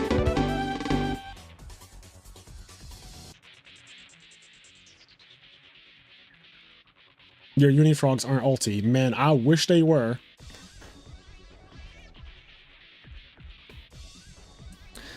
The first edition Metal Raiders Mirror Force though. On the drive home and just tuned in. You just tuned in literally as I was saying your name. That's crazy, Dallas. Also, safe travels home. And thank you again for everything this weekend. It was awesome. This weekend was so fucking awesome. I think yesterday is like top 5 days of my life, like ever. Like yesterday was probably like top 5 of my entire life. That day just felt crazy.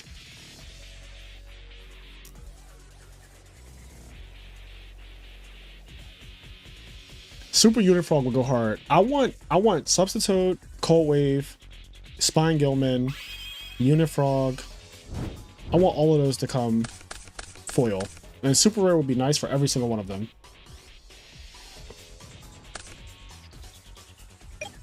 Substitute has to be coming soon, right? Like Substitute has to be like Substitute got errated in Modern, so the Substitute reprint has to. Well, Light of Destruction is getting reprinted, right?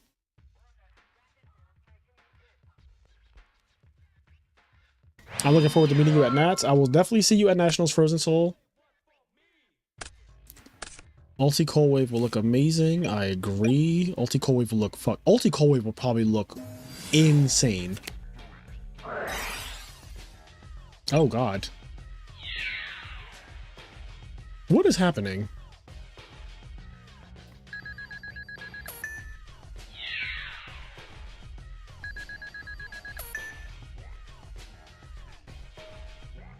I'm looking at his life points. Like, what are they gonna go down? Oh my god.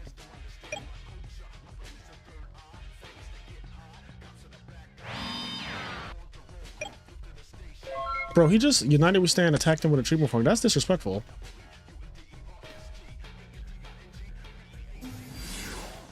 Uh-oh.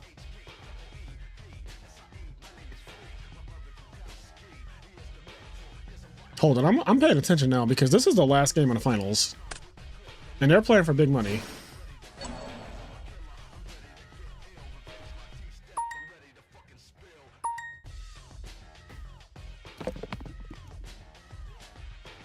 All right.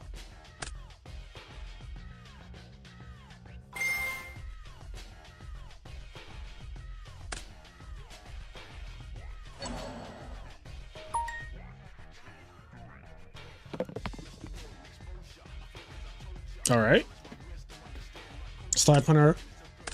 Sniping. Look, we're all quiet watching this. I like how everybody's just like quietly watching now.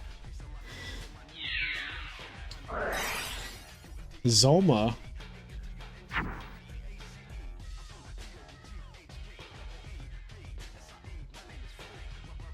So let me read this thing again.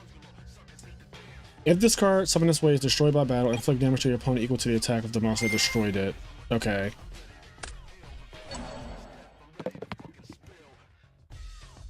Alright, Snipe Hunter has not missed. So isn't Caius just game here, like by itself? Like just a Caius is literally game.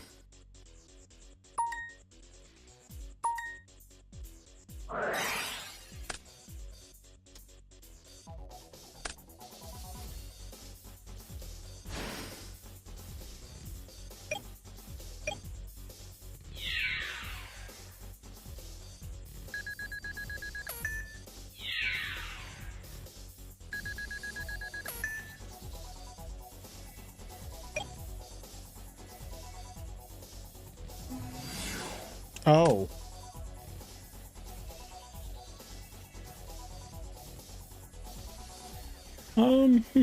How come he didn't do that main phase? I guess maybe he was trying to play around... What would he be trying to play around? Gores? But like... I feel like if they drop Gores, you're like, okay, main phase 2, like just substitute combo.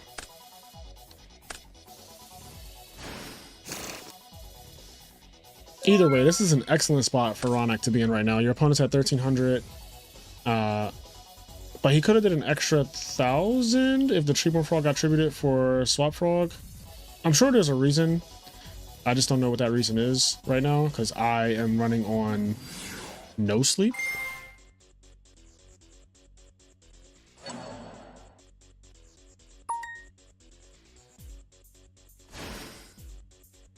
That has to be in attack mode, but I don't think it matters. He's going to synchro with it.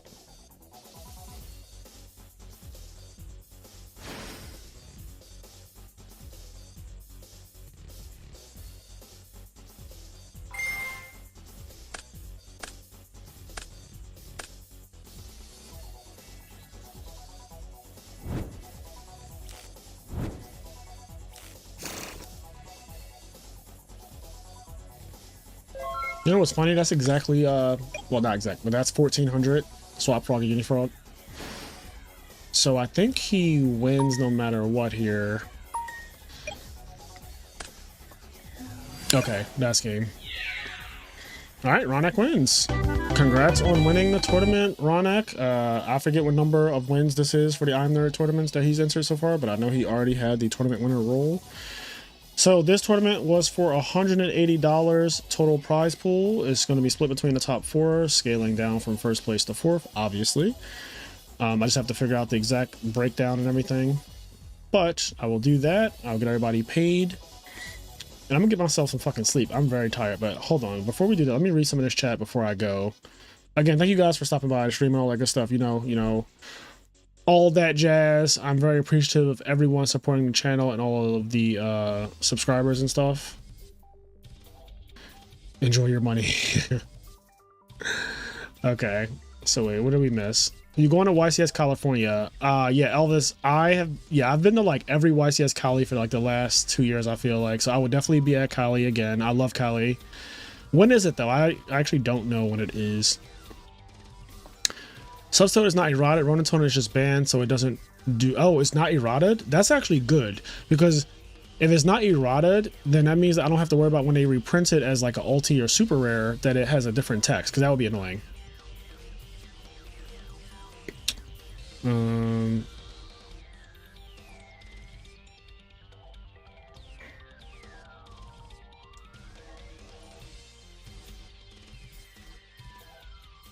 Okay, another victory for brain control. I mean, econ. Congrats, see you, dude. Get that well-deserved sleep. Sleep well, Frazier. I hope you get second place after me. 80, 50, 30, 20 will be my breakdown. Benevolence is a fun virtue. Yeah, I think that 80, 50, 30, 20 is probably exactly what it will be. I have a Excel spreadsheet that just calcs it for me. I don't have to actually like, oh, Jesus. Okay, wait. Hold on. I have an Excel spreadsheet that literally calcs it though.